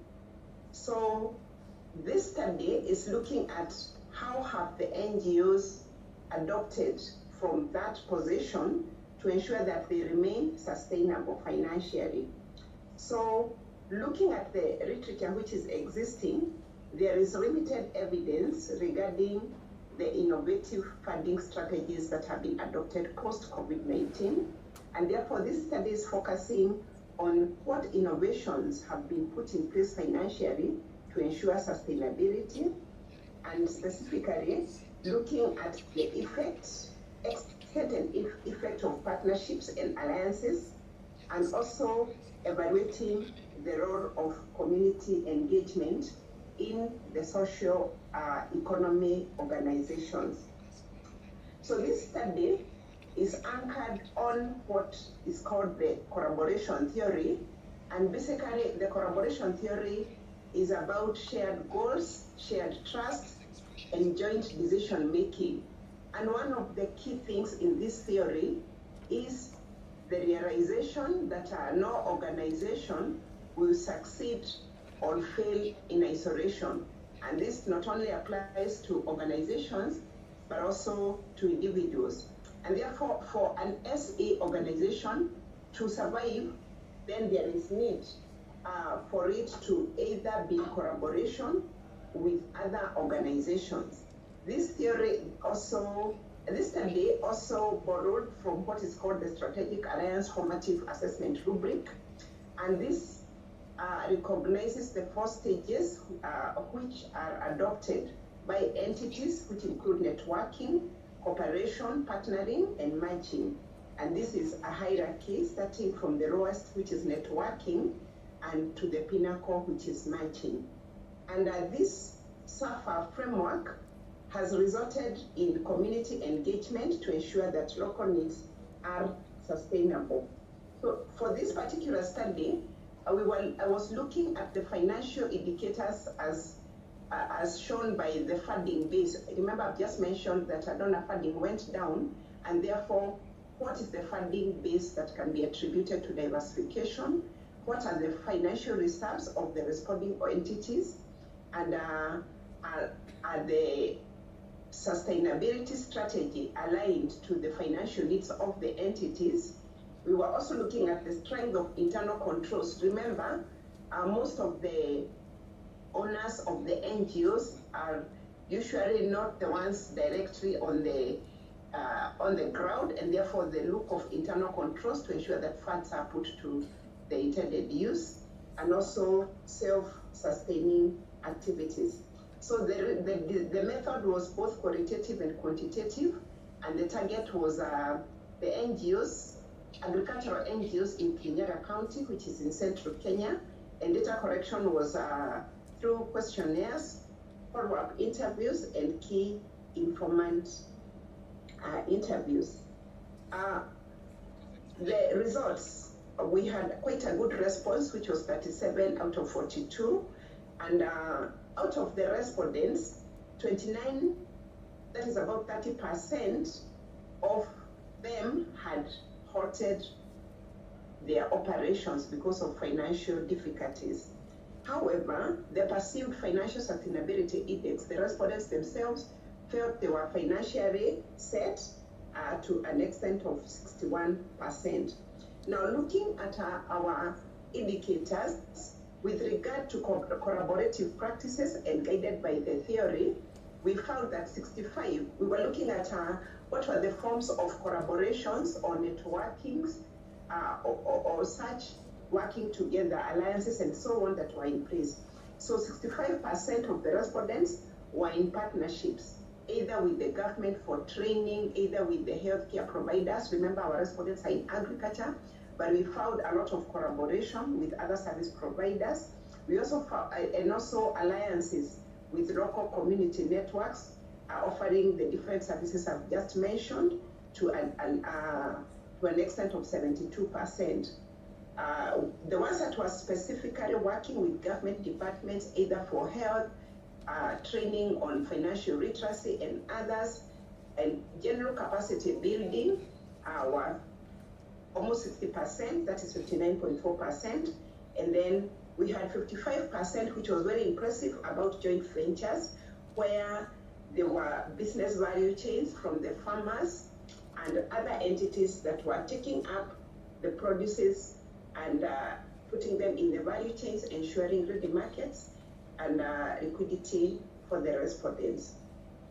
So with the quantitative analysis, we had some hypotheses about strategic collaborative practices that was hypothesized to have no statistically significant effect on financial sustainability. The model summary gave an R-square of 0.659, interpreted to mean that collaborative practices explain up to 65% of the variations in financial sustainability.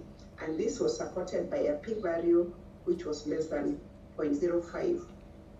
With regard to drivers, the specific drivers of collaborative practices, we looked at partnerships and alliances, community engagement, and resource sharing, as earlier explained, and all of them were significant, and therefore the null hypothesis was rejected, to be interpreted that strategic collaborative practices significantly influenced financial sustainability.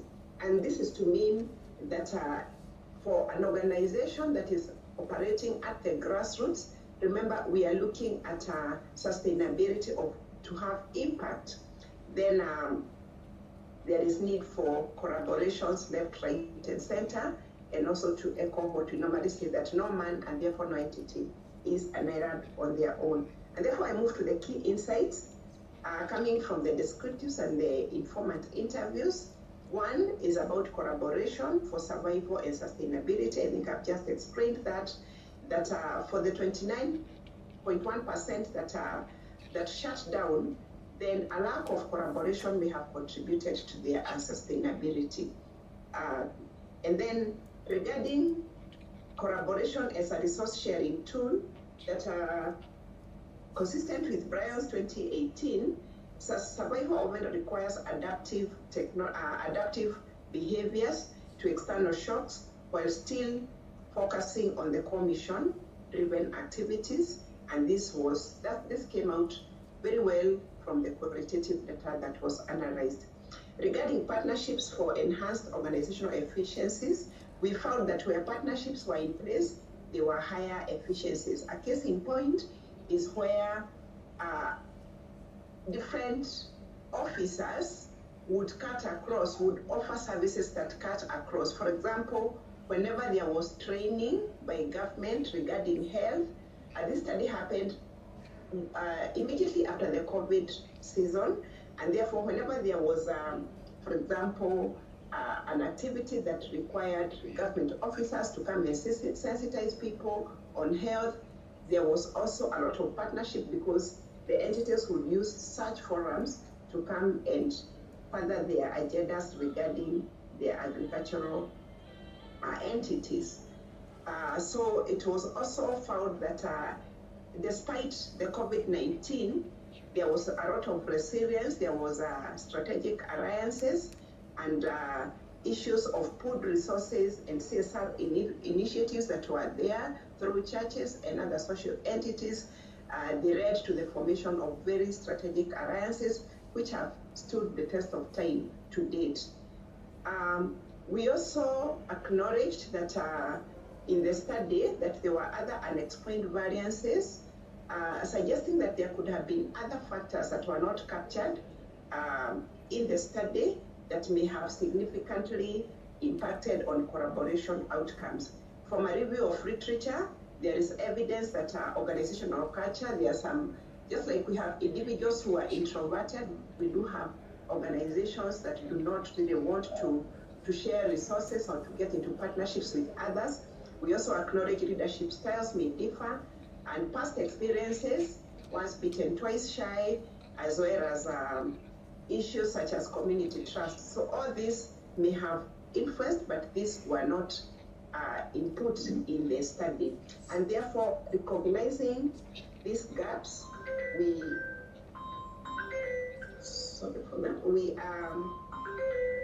allow me to switch off that, and my apologies for that. We acknowledge that research, there was also this realization that research collaborations were very limited, and this became a concern for us in the academia, with only 3 out of the 37 responding entities that had the slightest indication of any ongoing research partnerships with academic or research organizations.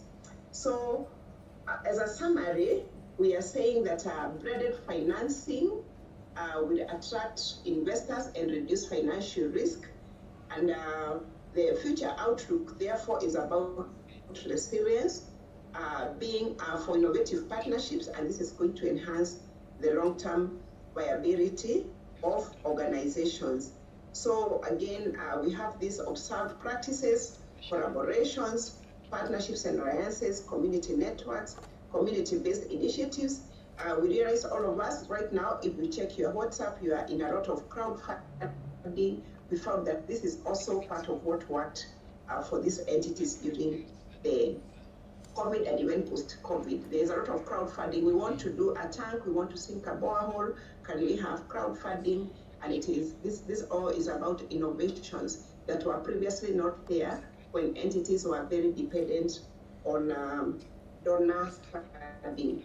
So Kenya and Buisa 2016 in a JQuad study had proposed coalition building, and therefore our study has reinforced these findings, and we are advocating for coalitions for enhanced sustainability. So that is my study. We are suggesting future research, acknowledging the limitations that I had mentioned earlier on, and future research can focus on this and how to incorporate them to further understand the collaboration in the NGO sustainability with special reference to the agricultural NGOs. Thank you, and that is the end of my presentation. Thank you very much for the opportunity. Thank you so much, Grace, for that wonderful presentation on innovative ideas to survive during hard times. Now allow me to give the opportunity to the floor to pose their questions. If you have any question, the floor. Yes, Blair, just come in front. Okay, give him the microphone. So Grace, there's one question coming. Yes, thank you. That was a nice presentation. Now, mine is a little bit trying to maybe digress a bit, but you will forgive me for that. So are there chances of risk, especially associated with matters collaborations and other aspects? Secondly, what were some of the factors you considered when choosing your area of study, especially? I think you mentioned Moranga. Is it Moranga? Yeah. Thank you. Thank you, Blair. Any other question? I think, Grace, you'll take them, then you'll answer all of them at once. Another question from the floor? Yes. Here. Okay, thank you. Eli, go ahead.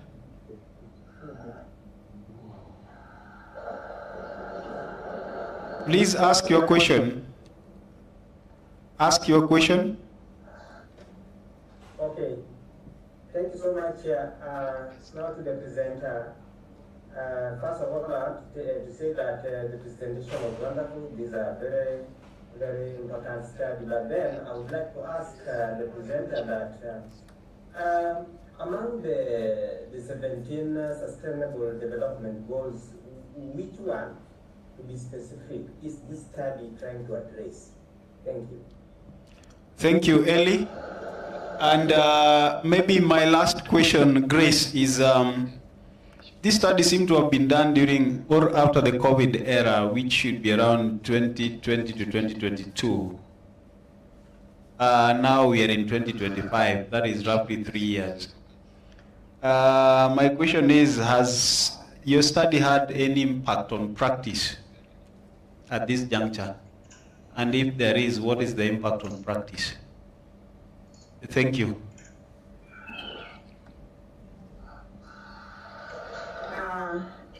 Thank you, Chair. May I proceed to respond? Yes, please do.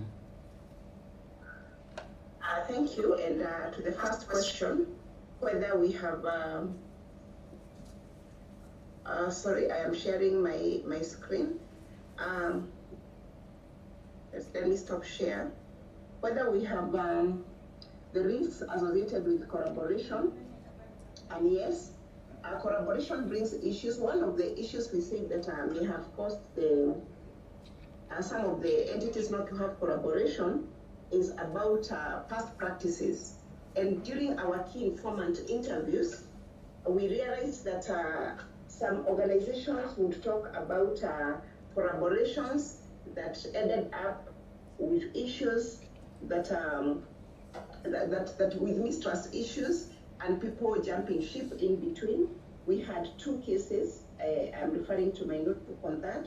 And that would be one of the key risks that would make organizations not to collaborate. However, we are looking at innovations guided by the sub-theme of the study, and therefore, one of the key things we noted is that it is an innovative way where we look at innovation as a different way of addressing matters or doing things differently. Previously, before the COVID, a lot of dependence was on donor funding. So how have organizations responded to that? And we find that this is one of them. So there is nothing that does not have a risk component, but from the key informant discussions that we had, it is one that is that worked, and I think I can combine that with question number 3 on impact. And yes, because for the entities that combined, they put together their objectives, and for example, brought people together to address various needs, education, financial literacy, health concerns, now against agricultural NGO objectives. There is a lot of impact going forward. And in Kirinyaga County, you'll find that when there is activities, they're inviting people from across the divide of the socio-economic players in the region. Why Kirinyaga County? I think that was the second question, because the index of the performance index of agricultural NGOs, this data is available from the NGO Council of Kenya, showed that Kirinyaga County is among the counties with the highest number of agricultural NGOs in place. I think it ranked 4th. And now, because of the proximity of the county with our resident county, which is Murang'a, issues accessibility, we could not go to the first 3.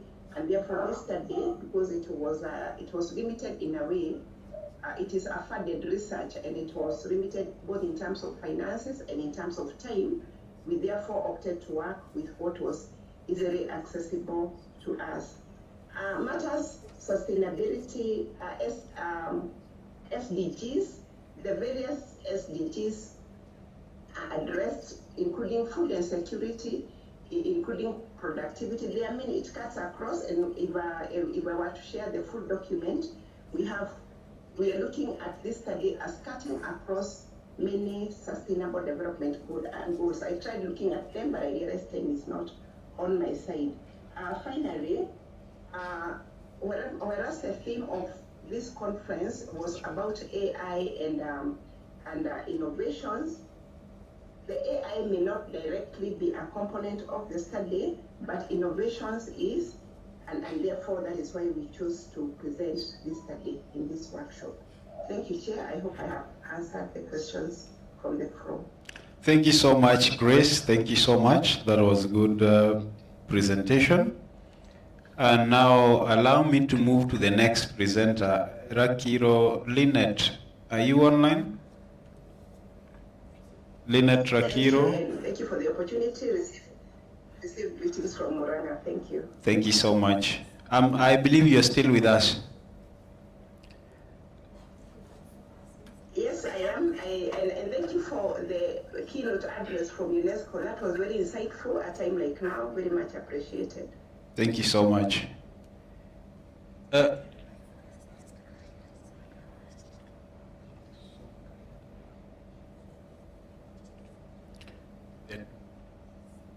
Okay, Lynette projection is coming up shortly from the technical team.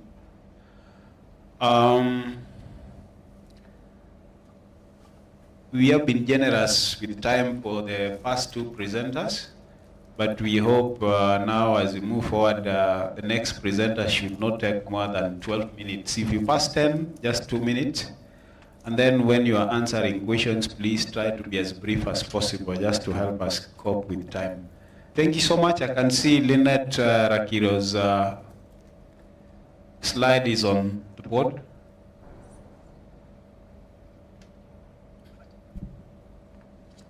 So I'll give you the mic, you present. Thank you so much, Daktari. Thank you, Daktari, for the opportunity. I'm sorry that my phone has just crashed, that I can't be online. So the topic of my research is factors influencing school principals' approaches on management of student discipline in public secondary schools in Migori County. This research has been done in the county Migori as one of the counties that are also experiencing indiscipline cases.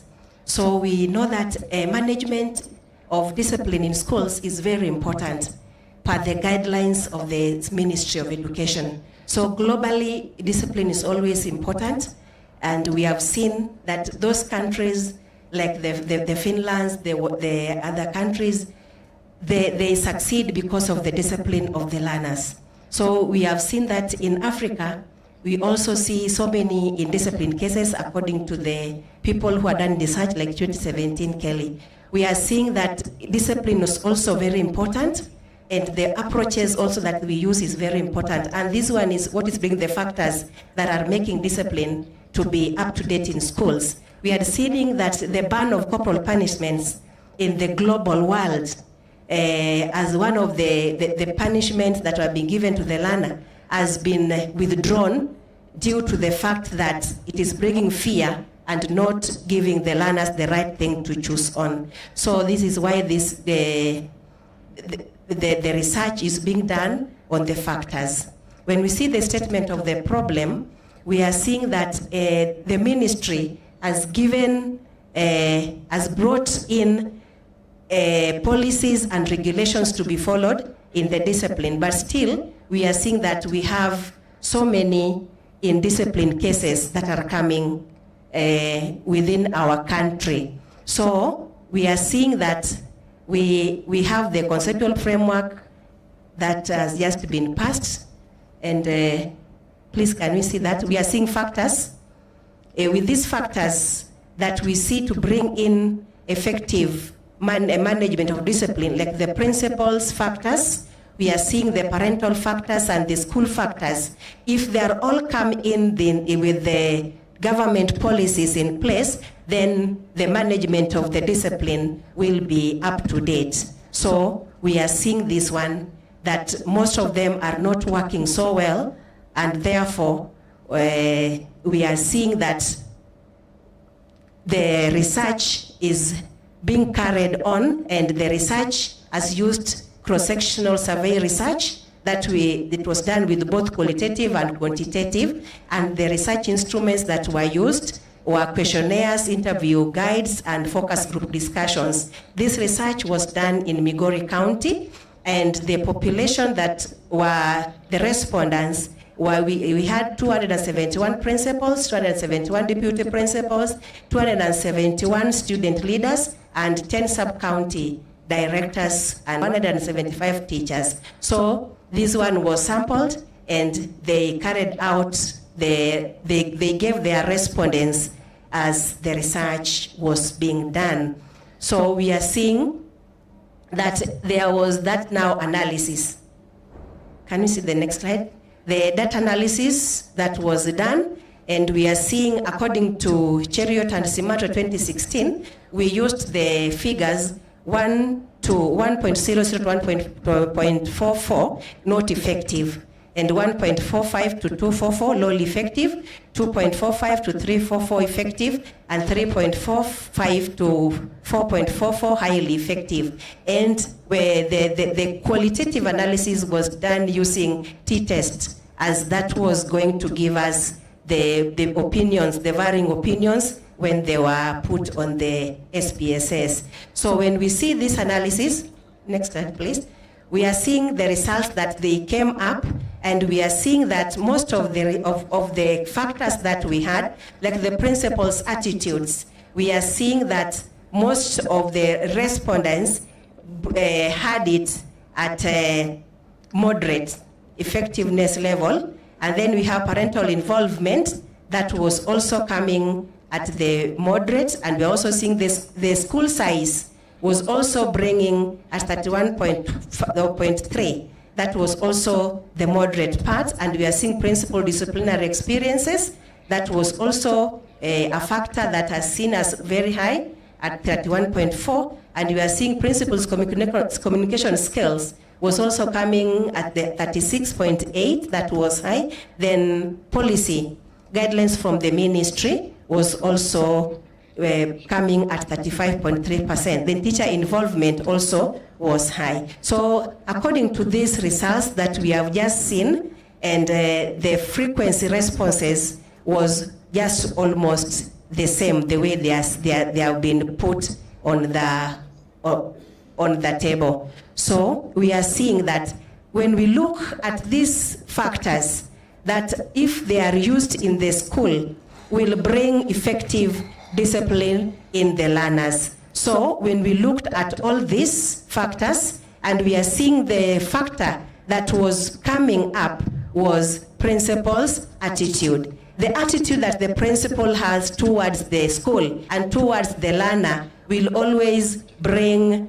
effective approach to the discipline of the school. So we are seeing these ones were coming up. Even the parental involvement was coming second. How are the parents involving in the matters of discipline of their children? That was also coming very high. It was coming the second after principal's attitude. So these factors, we are seeing the school size also is another factor that was really bringing in some effectiveness in the discipline of the learner. If the school, those small schools, we are finding them that they are more disciplined. We are seeing that the learners in those small schools, they can be contained.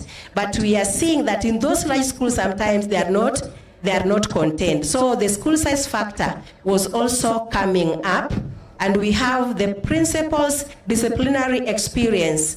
For how long has this one been on the discipline of the schools? How many years, how many experiencing years does he has in being this particular administrative post? This one was also coming in, and people and the ratings were coming at 33.1, and we are seeing it was high.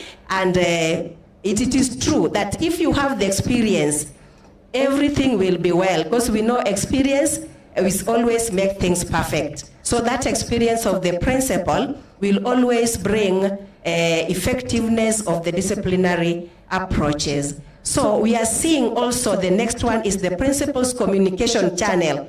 How does the principal speak to the learners, or how does he speak to the staff? How does he speak to the community? How does he speak to the parents? This one is also was rated high at 40.7. So we are seeing that how you communicate is also very important as a leader.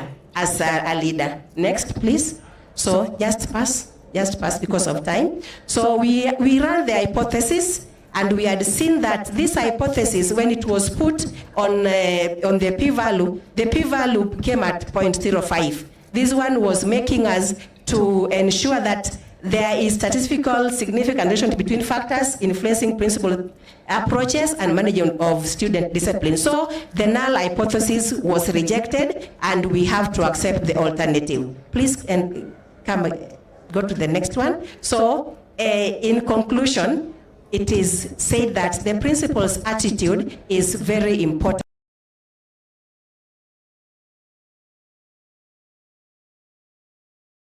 Please.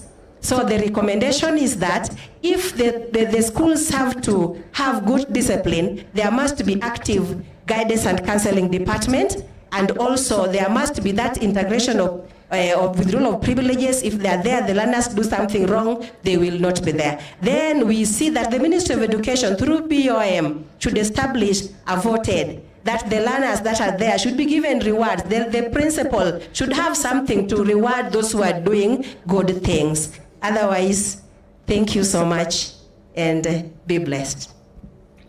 Thank you, Lynette. Questions from the floor or online? Any question from the physical floor here? Yes, there's one question from...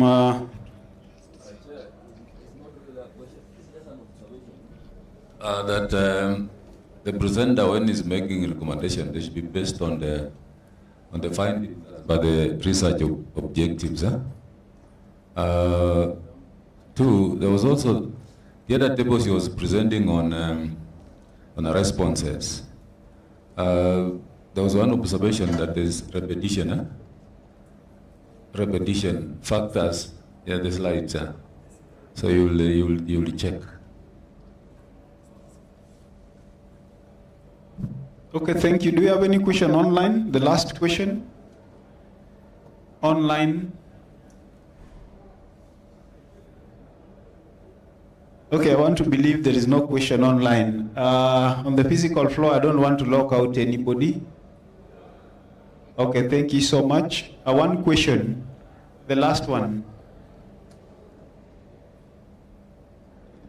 Thank you. My question is just, do you have any indicators of discipline, or you're looking at discipline in general? Because in the conceptual framework, I'm not seeing the indicators of the... Okay, in the paper they are there. The indicators like of indiscipline cases, we have like strikes, we have the arsenal of the schools, maybe they are banning them, they are there in the paper. Okay, thank you. Allow me to end the questions there because of time. I'm not locking you out, but please just bear with us. We shall break for the tea. I think it's a 20 minutes break or 15. So let's break for tea. And the people online, we shall also take a break for the next 15 to 20 minutes, then we resume. Thank you so much. In the meantime, maybe, just a minute, maybe if we have David Ochieng Calvins, Daniel Lundu Okumu and Paul Ogutu should prepare to present next. Yes. Online, somebody was asking something. Go ahead. I wanted just to request for the list that you just read, just for purposes of preparation. Okay, thank you. So it's Ochieng David Calvins, then Daniel Ondu Okumu, then Paul Ogutu in that order after the tea break. So we'll break for 15 to 20 minutes. Thank you. The technical team. And let's break for tea.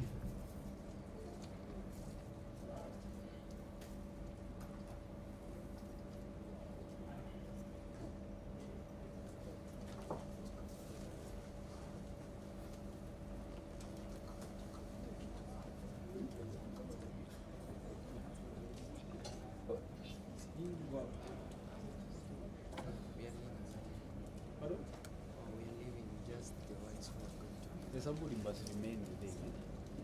Just one person, then the last one.